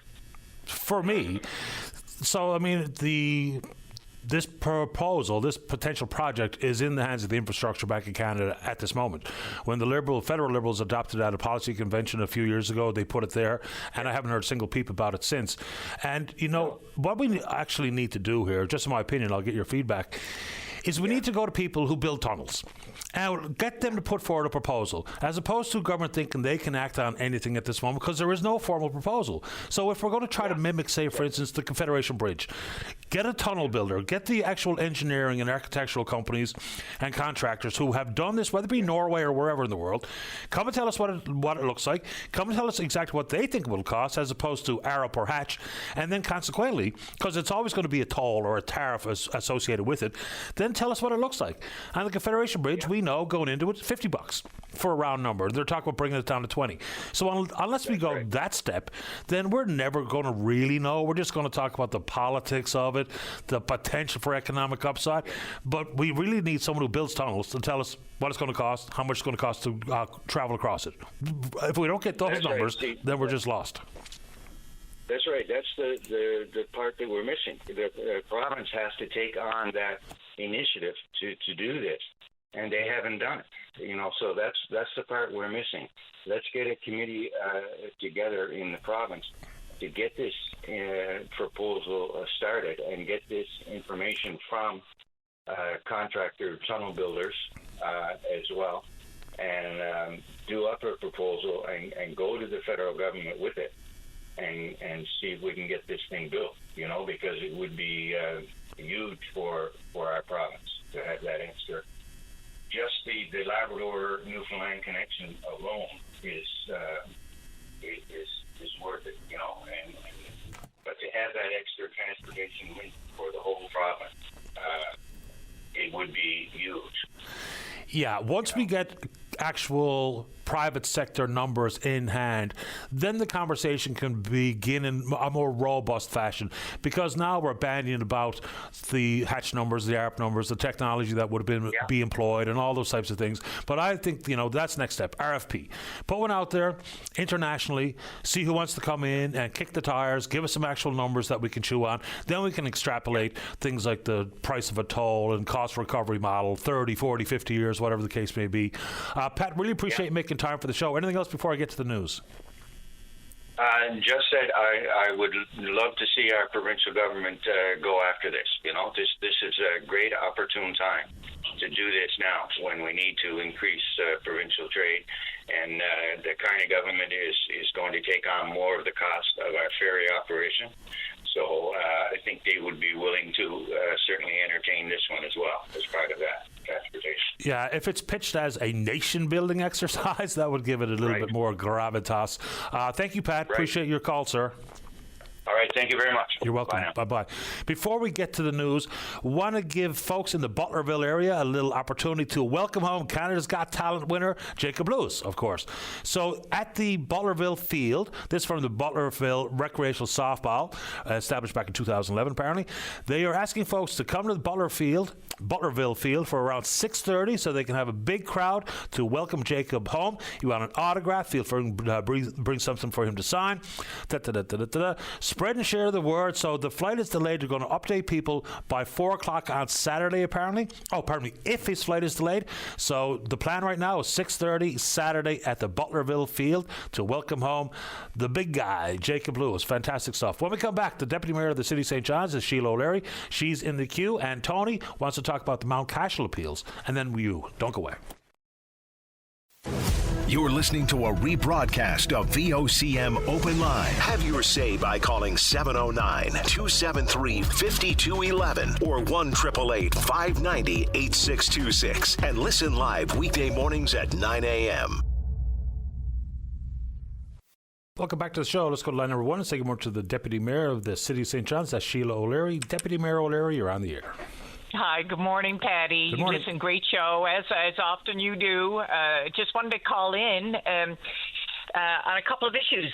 I'm so excited to see the municipal candidates coming forward. You've had a bunch of announcements this week, and that's really hopeful. I was certainly concerned about, the level of elections that we're having, certainly provincial, federal, all the rest of it happening, that, the municipal sector might be at a loss, but obviously not. We're seeing really great people come out this week, so that's exciting. It's encouraging for the City of St. John's. My worry is that, like municipal elections past, we've got some smaller communities where maybe an aging population and there hasn't been enough candidates to actually even fill all the seats in council chambers. So let's hope that the municipalities of Newfoundland and Labrador's Make Your Mark campaign is successful. And for folks who have concerns and have the energy and horsepower to be part of the municipal leadership, let's hope they do what we hear from so many here in town. Absolutely. I agreed. And as a former MNL board member, I know that is a struggle certainly in a lot of communities around the province. But it is, look, it is a real privilege to be in this position as an elected representative. Look, no doubt it's hard work, and you know what, you got to deal with a lot of really wild issues, many of which are not necessarily within the municipal sector coffers or that we have the ability to control. But you know what, Patty, being a person in community and getting stopped by people in the supermarket, of course my family doesn't like it so much, but it really is a gift, and to know that you can listen to people, you can hear their concerns, you can try to bring them forward. You're not always going to get a win, but oftentimes you will definitely move the needle, and it is a fantastic position to be in. So I feel very privileged to have been in this role for so long, and certainly I'm really encouraging, and I'm a big fan of mentorship, as you know, so happy to see many of the candidates coming forward, certainly in the City of St. John. So just wanted to put that out there, because I know that there's been a number of people who have put themselves out there and their intent this past week. So I also had a couple of things that I wanted to mention, if I have time. One is I wanted to have full support to the comments of the callers today on cooperative housing developments. You had Hope Jameson on, and I believe a possible candidate, Brenda Halley, talking about co-op housing. I'm a longtime supporter, been talking about it till I'm blue in the face. This is a model for success. It's not the ultimate goal, but it is definitely a really good piece of the pie in terms of housing needs. And the model has been a success for intergenerational, sustainable, affordable housing. And so I don't know if you've had Roz Langer on from the Federation of Cooperatives in recent times. Yeah, she's just awesome. And I went to a session a while back which basically highlighted, a family that was multi-generational, that just kept the house moving, affordable within their own family unit. And it was really a rewarding story to hear. So I just think that has to be one component that we need to look at. And oftentimes it's not on the radar, but it is a successful model. So I wanted to just give a shout out to your callers today who referenced that, and certainly to the work of Roz and her team at the Federation cooperatives, because they're doing great work not only in the housing sector but in other areas as well. The second thing I wanted to mention, just because people may not know, but the City of St. John's has been doing a neighborhood area engagement process. I think some of the ward councillors have already probably been on about this, but we have just extended the engagement period. It is online, but it has been extended to May 25th, and that's for the university area and the Cowan Heights area planning exercise. This has been basically, we've had some consultants on the go to look at how these areas are going to be further planned, of course with the considerations of things like the multi-use trails, housing, how we're going to continue to densify in particular areas, and the balance that is required when you do these kind of things. So I certainly would, ask your callers, your listeners to engage. Anybody who's living in any of those two areas, you can go on the city website and check out where they are. I'm within the university area, which I was surprised to see as well. And so there's certainly impacts to me and my family. And, so I think everybody should have a say on how their neighborhood gets planned. I'm certainly encouraging people to do that. And the last thing I wanted to mention to you as well, Patty, is, first of all, shout out to my colleague, Mark Rice, there in the city of Mount Pearl.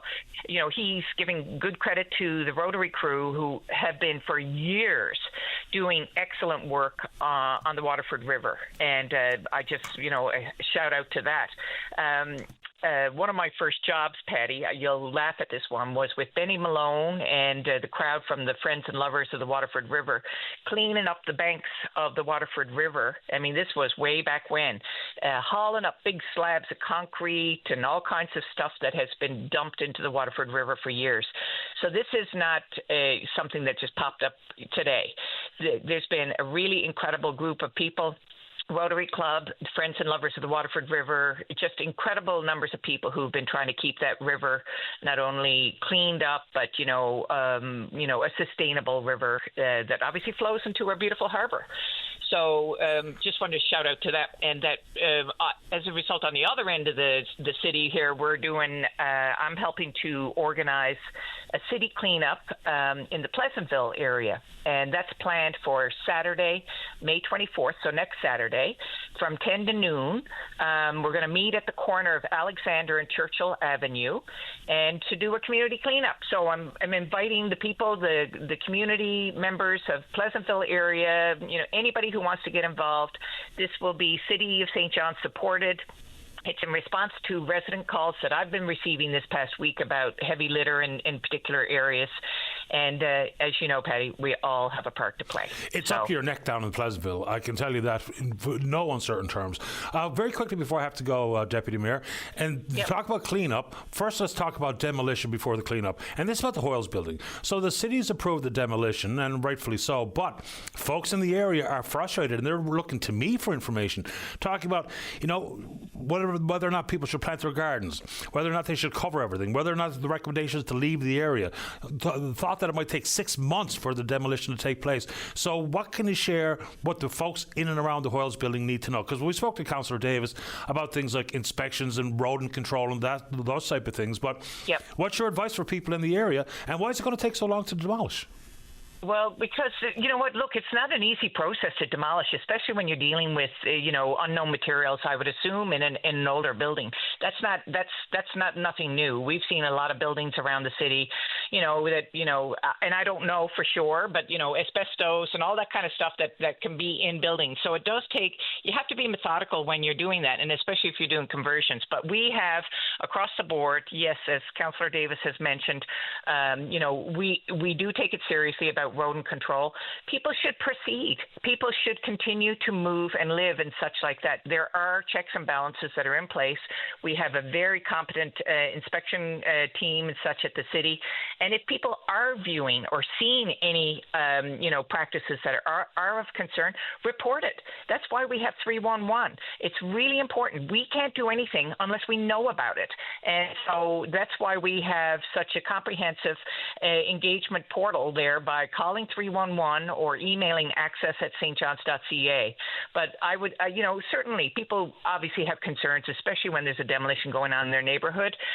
But there is a proper process in place. And like I said, report it. If there's anything that is of concern, report it. But, we have such a short summer season. I would hate to see people discouraged from going out and spending time out in their outdoors and planning their own property area and such like that. So, information and communication. Let's just continue to share that, and that's the best practice, I think, for moving forward. Yeah, because, when the nurses' residence there, the Grace was hauled down or demolished, it posed a huge problem in that area. We had reports and pictures shared with me about backyards and backyard decks and cars caked with dust. So hopefully there's some lessons learned there. And Hoyles is a massive piece of infrastructure. It's long overdue to go. I'm glad it's happening. Is there a plan for a formal communication stream between the city and the residents? Because when they're looking to me as frequently as they do, that to me says that there's a lack of communication. Is there a formal plan that is in place or will be created?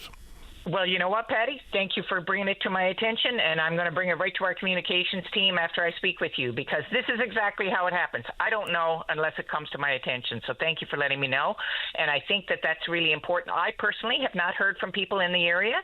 I've heard about a number of different issues citywide, but not specific to that. Usually that would go directly to the ward councillor, but I'm happy to discuss that and bring it forward to our communications team for consideration, so thank you. Appreciate your time. Thank you, Deputy Mayor. Yeah. And listen, have a happy and safe Victoria Day weekend. Everybody be safe on the roads, okay? Yeah, absolutely. Thank you for that, and same to you. Okay, all the best. Okay, bye-bye. That's Deputy Mayor of the City of St. John's, Sheila O'Leary. Let's see here. Let's take a break. When we come back, Tony, you're next to talk about Mount Cashel appeals. Don't go away. Welcome back to the show. Let's go to line number 5. Good morning, Tony. You're on the air. How you doing, Paddy? Doing okay. How about you? Don't go by. Listen to your show every day. I appreciate it. I appreciate your time this morning. What's on your mind, Tony?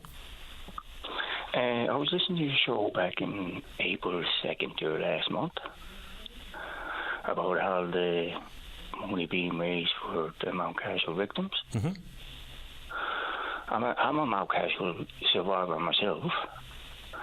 It's hard to say.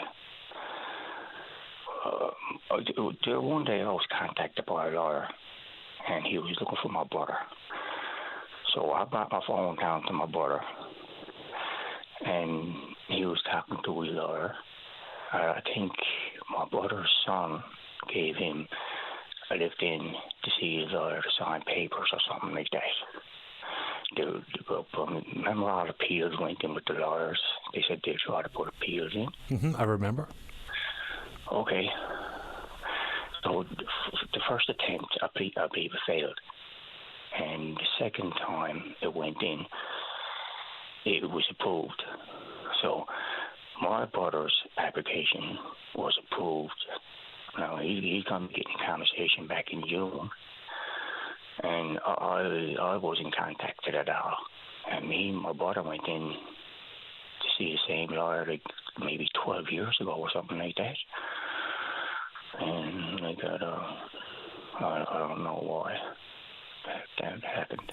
So are you involved in the class action, Tony? I was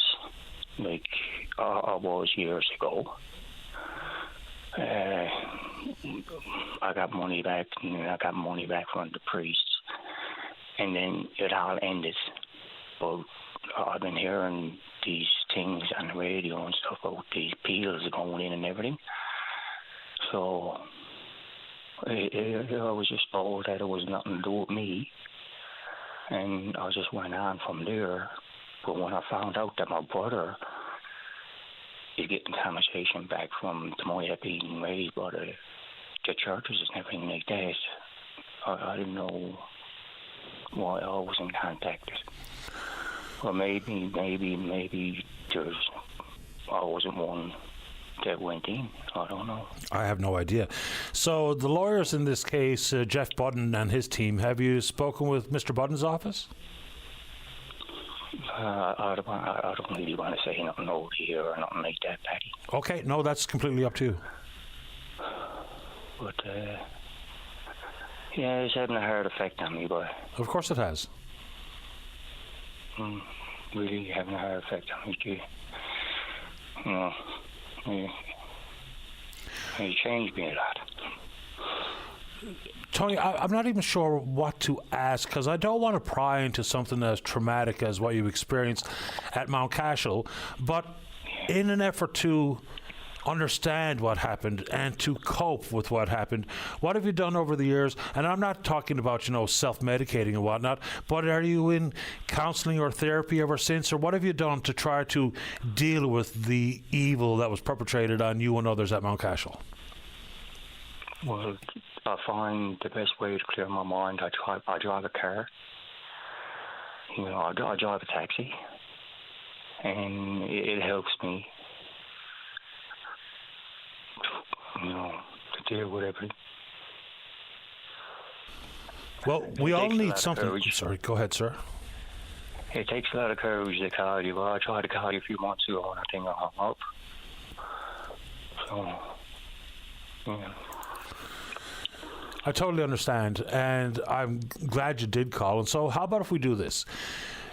Anything that you'd like to say about, whether it be the appeals process, the class action, compensation, or anything at all about your life experience on this front, I'll just give you the floor, because I don't want to ask you a question that makes you uncomfortable. I don't want to try to pry too deeply into things you don't want to share. So how about that? For the rest of the call, you just tell us whatever you like, what you're open to speaking about, and I'll give you the floor. Go ahead, Tony. Well, it would have been nice to get some money back, because what they placed on me, and they're like it ruined my life. And ever since I heard what's going on, it's like I'm isolating myself from everybody. Like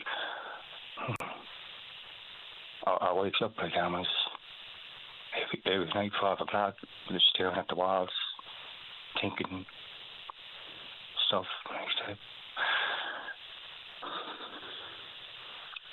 I don't know.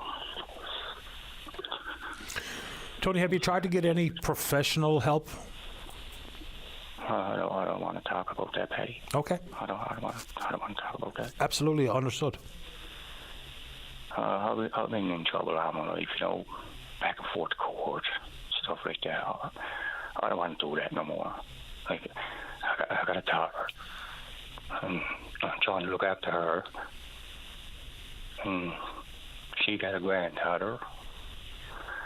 I don't want to go that way no more. Do you get to spend time with your granddaughter?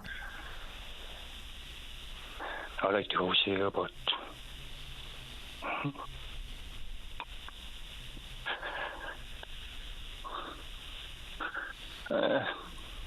no, I don't see that much. Does it help? Do you enjoy spending time with your granddaughter? Does it help your state of mind? You wouldn't believe, Paddy. When I'm with my granddaughter, it takes everything away. It's like there's no worry, nothing there when I'm with her.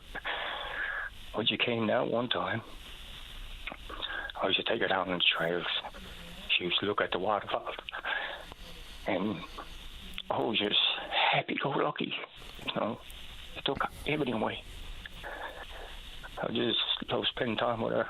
We used to come back, go in the house, go in and watch TV and everything. I just love being with her. Well, I hope that you're able to spend more time with her. And I don't understand, I don't know anything about your family dynamic, but I'm sure the way you feel when you're around your granddaughter is, as they say, exactly what the doctor ordered. And I hope you can get more of that mental health medicine that would be our grandchildren and our children. Tony, I'm glad you took the opportunity to call today. I hope you're doing as well as possible, and I wish you the best in the future. You're always welcome to call back if you're interested. Yeah, Paddy, if you ever want to reach out to me or something like that, you can, okay? Okay, we have your number. And I wish you well, Tony. Thanks for doing this. You have a good day, Paddy. The same to you, pal. Take care. Bye. Okay, bye-bye. Let's get to the news. Don't go away. The Tim Powers Show. Join the conversation weekday afternoons at 4 p.m. on your VOCM. Welcome back to the show. Let's go. Line number 2, say good morning to the PC member for Stephen Bill Porter. He's the leader of the official opposition. That's Tony Wickham. Good morning, Tony. You're on the air. Good morning, Paddy. Just wanted to reach out this morning and talk about the events of the House of Assembly for this last week. The budget passed, and talk about what's included in the budget and what's not included in the budget. And if I start with what's included in the budget, let's start with the $500 million for tobacco tax settlement. That clearly we will not receive all of that revenue this year. And for whatever reason, the finance minister has chosen to include it all in this year's revenue, which has reduced the size of our provincial deficit. And I think the only reason, after questioning all week, that was done was simply because we are in an election year and they wanted to make the deficit, the perception of the deficit, being significantly lower. Okay, quick question on that one, because I've spoken to it all week. Is your prime concern that it was applied to this year's deficit, or how we found out about it? I think it's a combination of both. The fact that we've actually put it in the revenue, and when I look at how other provinces are treating this revenue, and when the minister talks about the accounting principles and all that, we all governments across all provinces would work on the principle of generally accepted accounting principles, but yet we are the only province in Canada that has decided to take all of this revenue into our revenue stream in one fiscal year. Other provinces are still looking at it. Other provinces have engaged with their auditor generals before they've done it.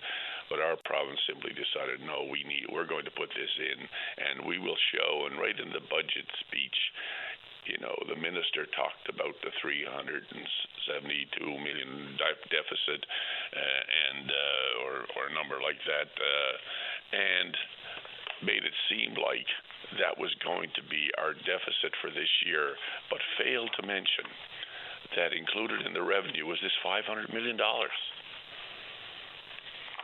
Yeah, I mean, and I've spoken to accountants and lawyers just because they're in my social circle about this, and I guess it's technically allowed.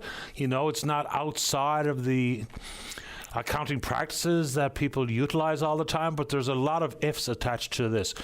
If we had been told about it up front during the budget speech, I think it would have made very small ripples, and now it's made tidal waves.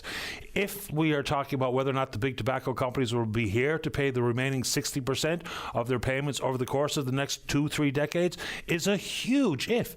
Because if they aren't, then we are all of a sudden, let's just use the round number, $200 million. If the last $200 million doesn't see the light of day, then all we've done is we've guaranteed an additional $200 million deficit in whatever year that comes to pass. So those, like I've said many times, the most impactful 2-letter word in our language is if. You're so right. And that's why trying to get an answer on why did you include it in there? Yes, technically you might have been allowed to include it, but the big question is why? And that's the question that all comes down to, why are you standing up in the House of Assembly telling everybody that our deficit is in the $300 million plus range, when in actual fact, without this $500 million under revenue, it would be twice as much. So that, to me, is a question that the people of the province of Newfoundland and Labrador need to ask this government about that. Some of the things that are not in the budget. Let's talk about the payment for nurse practitioners.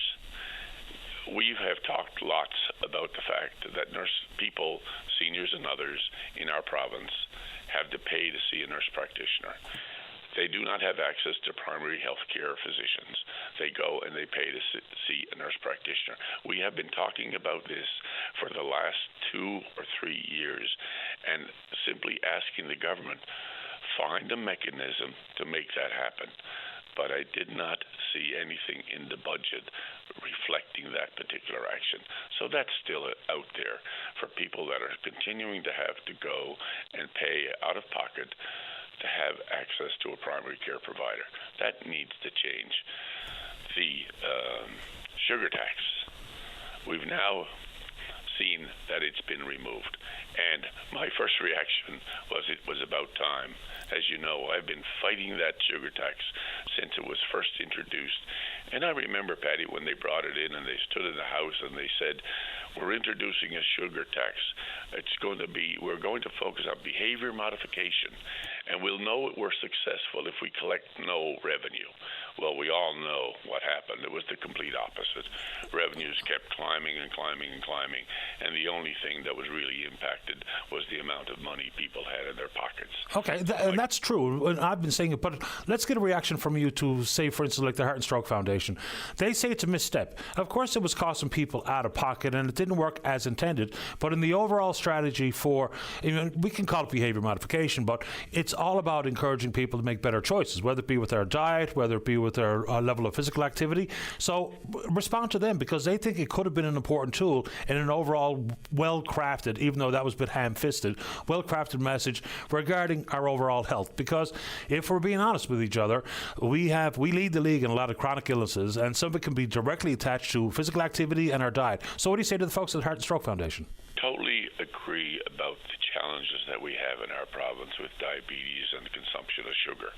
But I do not believe that taxation is the way to go, and it was clearly proven by this. It did not work. I believe that education, not taxation, is the way to go, and you are 100% right. What we have to do is educate our people right from the time they enter school. We have a real opportunity. The physical activity programs, the opportunity to participate and exercise, and it's not necessarily about being involved on a sports team. There are all kinds of activities that people can do, and healthy lifestyles, and promoting that. I agree 100% with that. But we cannot simply think we can force people and make them healthier. And I'm not preaching, because I've got a front porch that I have to deal with. Quickly, we're running out of time, Tony. But insofar as accounting practices, two questions. Would you, if you're successful to form government, would you bring forward a standard set of rules that government would have to apply accounting to? Because, with the Atlantic Accord Amendment in 2019, we used all the money up front, but they were guaranteed payments from the federal government. So would you standardize accounting practices so that everybody understood exactly what government was going to do, whether it be with surplus dollars, whether it be with windfalls like this? Absolutely, and it's not just standardizing them. It's being open and transparent about what you're doing. There are too many examples of this Liberal government that when we think about openness and transparency, think about the land in Kenmount Terrace, the photo op. Everybody had the perception that this land was donated for the new St. Clair's. Clearly it wasn't. There's the responsibility on government to be open and transparent. So if you're going to include monies in your budget, let's be open and transparent about it. And I intend to make my government the most transparent and open government that this province has ever seen, because I believe the people of Newfoundland and Labrador deserve it, they want it, and they're insisting on it. And it's about time that if a report is prepared and we're spending $5 million on it, then we ought to be able to see it. And there's a lot of other things that have been hidden within the walls of Confederation Building, reports prepared, things done, and nobody has ever known or what they even say. So you'd release the you'd release the Rothschild report in full, unredacted? Absolutely. Tony, I wish we had more time, because there's so many things that I'd like to be talking about, but I have one more break to take this morning, but we'll get you back on sooner than later to dig in a little further. Absolutely. Look forward to it. Thanks, Tony. Okay, bye. Tony Wakeham, leader of the official opposition. Will I get Mackenzie for a quickie? Yeah, let's see here. It's National Barbecue Day. Delicious. Mackenzie Warford's with Papa's Farm. Good morning, Mackenzie. You're on the air. Good day, Patty. How is you getting on today, my friend? I'll be better in about 14 and a half minutes. Well, 14 and a half minutes, you're going to have to find yourself some of Papa's famous romaine lettuce for barbecue day, because everybody knows you can't have a barbecue without a Caesar salad. Fair enough. What about fries? Come on, Right? Mackenzie. No, we want rabbit food, my son. You got to get some rabbit food in your diet, and we're guaranteed the highest quality. Good for you. So what's on your menu for lunch? So today we're definitely going to have a bit of a beet salad. I know everybody else likes Caesar salad, but ours is going to end up being a beet salad. But I just want to take a moment to let everybody know. I know you got to go your break, but our product is currently in Jim's Value Grocer in Windsor and Grand Falls, Windsor. They're currently one of the grocery stores that are actively supporting local farmers by carrying their product with no bureaucracy involved. I also want to let everybody know in the Green Bay area, we're going to be open tomorrow at Papa's Farm, which is in Tree Burntberry Farm Road there, just up from Springdale. And, if you're bored the weekend and you find yourself scrolling on your phone, click over to the YouTube and search up Papa's Farm. You're guaranteed to have a laugh and see how we grow the highest quality produce for Newfoundlanders. Good man, Mackenzie. I got to get to that break, as you mentioned, but happy National Barbecue Day and good luck with your wares. All right, my brother. You have a good one. Long may you big jib drop. You too, pal. All right, take care. Cheers. I'm never even sure. I don't even know what that means. But, hey, let's take our final break of the morning and the week. The Seniors Advocate, Susan Walsh, is next. Don't go away. Welcome back to the show. Let's go to line number 4 and say good morning to the province's Seniors Advocate. That's Susan Walsh. Good morning, Susan. You're on the air. Good morning, Patty. Thanks for having me. I'm sorry that I was booked all morning. Hard to get to you earlier. Apologize. No worries whatsoever. So we'll dig into as much as we can this morning, and maybe what we don't get to, we'll go to next week. So how's that sound? I would love to do that. Okay, quickly, I heard out of the corner of my ear when I was prepping for the show this morning, you're talking about some of the recommendations that can be done in short order and achieved by, say, for instance, during the fall sitting. Was that about continuum of care legislation? Absolutely. Okay, and what would that include? So, the continuum care legislation would be everything from home support straight on through to palliative care. So, home support, adult day programs, personal care homes, long-term care homes, rehabilitative and restorative care, at the minimum, a number of services. So it's the services that help keep us healthy at home and provide us our services, home support, those kind of things. And then if we do end up that, we take the next step into personal care or long-term care and then palliative, that all that is under the umbrella of one department and one piece of legislation. The legislation would also lay out the legislative framework so that each of these programs would be grounded in the legislation with this is what the program needs to include, this is the structure of it, and then the responsibilities for each authority, for each group that is responsible. So whether that be government, whether that be the NL Health Services, the personal care home operators, etc., the home support agencies, etc. So would this be all based on, for instance, quality of life outcomes, or are we talking about operational standards, or is that all encompassing? See, it's all encompassing. We need operational standards in the legislation because we heard from the AG, right, that the standards weren't being met. The standards are 20 years old, and nobody was really minding the shop to make sure that they were being met. And I'm not saying in all cases, okay, Patty, I'm talking, in the worst case scenarios here, but it was happening that they weren't being met, and it was happening that the department and the health authority, NL Health Services, were not watching and making sure that they were being met. And so we need all that grounded in legislation so that at the end of the day, if they're not being met, there's consequences for everybody. I know you talk about the authority of oversight and policy making and stuff belongs in the Department of Seniors, which I think makes a lot of sense. Would that also possibly, because there's also always going to be a relationship with the Department of Health Community Services or NL Health Services, so if the responsibility changed hands, do you have any worry that we'd have yet another popular government disconnect of left and right hand not knowing what each other's doing? No, I don't, and I'll tell you why. Okay. Because I'm not making any recommendation for change in the delivery arm, right? So NL Health Services would still stay whole. They would not have any difference. They continue to do their business like they do today. The only difference is that Pat Parfray would have two ministers he reports to. That's where the change would be. So the infrastructure for delivery would stay the same, but we'd have two departments. One department focused primarily on the health accord aspects of, restructuring the organization of healthcare services. Acute care is their big piece of work, road ambulances, all of that. And we'd have a department that government is saying we're going to have a Department of Seniors that would be specifically focused on that continuum of services that are primarily the biggest customer of all those services are seniors in this province. And government's already said they're going to have a department. It's no sense to set up a department that's only going to be a policy shop. That's no different than what CSSD had. CSSD had a minister for seniors.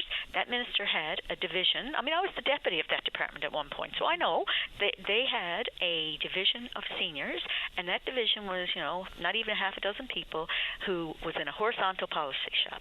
To get any other department to do things that need to be done for seniors had to be done by good wishes and hopeful, support by having relationships. We need a Department of Seniors that has teeth, that can actually make decisions and oversee the delivery of structure of the whole organization, that has a mandate and a vision for senior services in the province. We both agree in that, there are plenty of good personal care homes, plenty of good long-term care homes, lots of great staff, but it's the deficiencies which we're speaking to here today. That said, what role does the Department of Justice and Public Safety play in this different approach that you suggest? Well, their role is so their legislative council, part of their department, works with departments when you're establishing new legislation. So, but the department who owns the legislation, who's responsible for it, takes the lead. So they would have to work with the Department of Seniors to help them in the drafting of the new continuum of care legislation. And Patty, I want to be clear: it's continuum of care. It is all those services I talked about. I think I heard Minister Howell saying in the House of Assembly yesterday they're already working on continuing care legislation. Now, I don't know, because I haven't been privy to any of that, but I do know that in other provinces where they have continuing care legislation, it's only about the long-term care piece of that continuum. The legislation just covers long-term care. And if that was the vision, that would be very short-sighted. Before we run out of time, let's have a quick touchdown on rental rates and evictions. What are the recommendations? Oh my gosh, rental rates, we could spend an hour on this. I bet. So I know you know this just as well as me, because you're getting lots of calls too.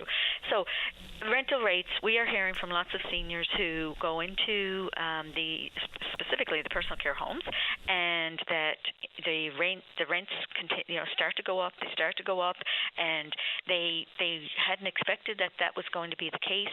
We know there a couple of years ago there was a huge jump in the rates, and many seniors were being given eviction notices, and many seniors, lost their private rooms or had to leave the facility altogether. And what I'm saying is that can't happen. These are the people who go into personal care homes. For the most part, they're going in there because they have a specific health need. It's not just like renting another place, a house, an apartment, whatever. And so they can't be on the street. Where are they going to go? So we got to take care of making sure that the rate, if I appreciate that these are businesses, private businesses, I appreciate people have to make money plus be able to afford to run the business. So I'm saying they shouldn't be able to increase the rent any more than once a year, and it shouldn't be any more than the cost of inflation and the rate of inflation for that particular year. And I mean, if it's more than that, then government needs to start looking at the subsidies, because obviously the subsidies then are too low. I mean, we can't do everything on the backs of seniors who don't have the money. And the second thing I recommended in that, tied to that, and by the way, Patty, I also made a recommendation that that there be no evictions without a plan for where that person's going. And if there's and so that's all those people get dumped in at the Hill Science Center and told, goodbye, you're not coming back, even though this was your home. And sometimes that's tied to, behaviors. Sometimes it is that their healthcare needs have increased beyond what the home is available or able to accommodate. But the truth is that didn't happen overnight. We need a plan, and that people should not be allowed to be evicted until there is a plan and it can be implemented for where the person's going. And if that doesn't happen, then those homes should be penalized financially for doing it. And finally, on that residential piece, I also said that the rates for the comfort allowance should go up. We got a comfort allowance of like $125 a month. Yeah. By the time you pay your phone and your TV, you can't buy an ice cream at the store. You can't go out into community. You can't buy your granddaughter a gift for her birthday. In Alberta, the rate is almost $370, and that is what I'm recommending it should be. Susan, we've run out of time, but we'll reach out to you early next week to see if we can organize another conversation as soon as possible. Patty? Tuesday morning would be, I don't mean to sound now, but because I'm on the road next week. I'm actually down in Bensmoss Cove, Oh, no, sorry. I'm in Belorem, Hermitage, and Milltown next week. So if anybody out there is listening, come out and meet with me. I'd love to have you. Sounds great. Thanks for your time, Susan. Appreciate it. Thank you. Bye-bye. Bye-bye. Record show today. Big thanks to all hands. And we will indeed pick up this conversation again on Tuesday morning, right here on VOCM and Big Land FM's Up and Line. On behalf of the producer, David Williams, I'm your host, Paddy Daly. Have yourself a safe, fun, happy, long weekend. Talk to you Tuesday. Bye-bye.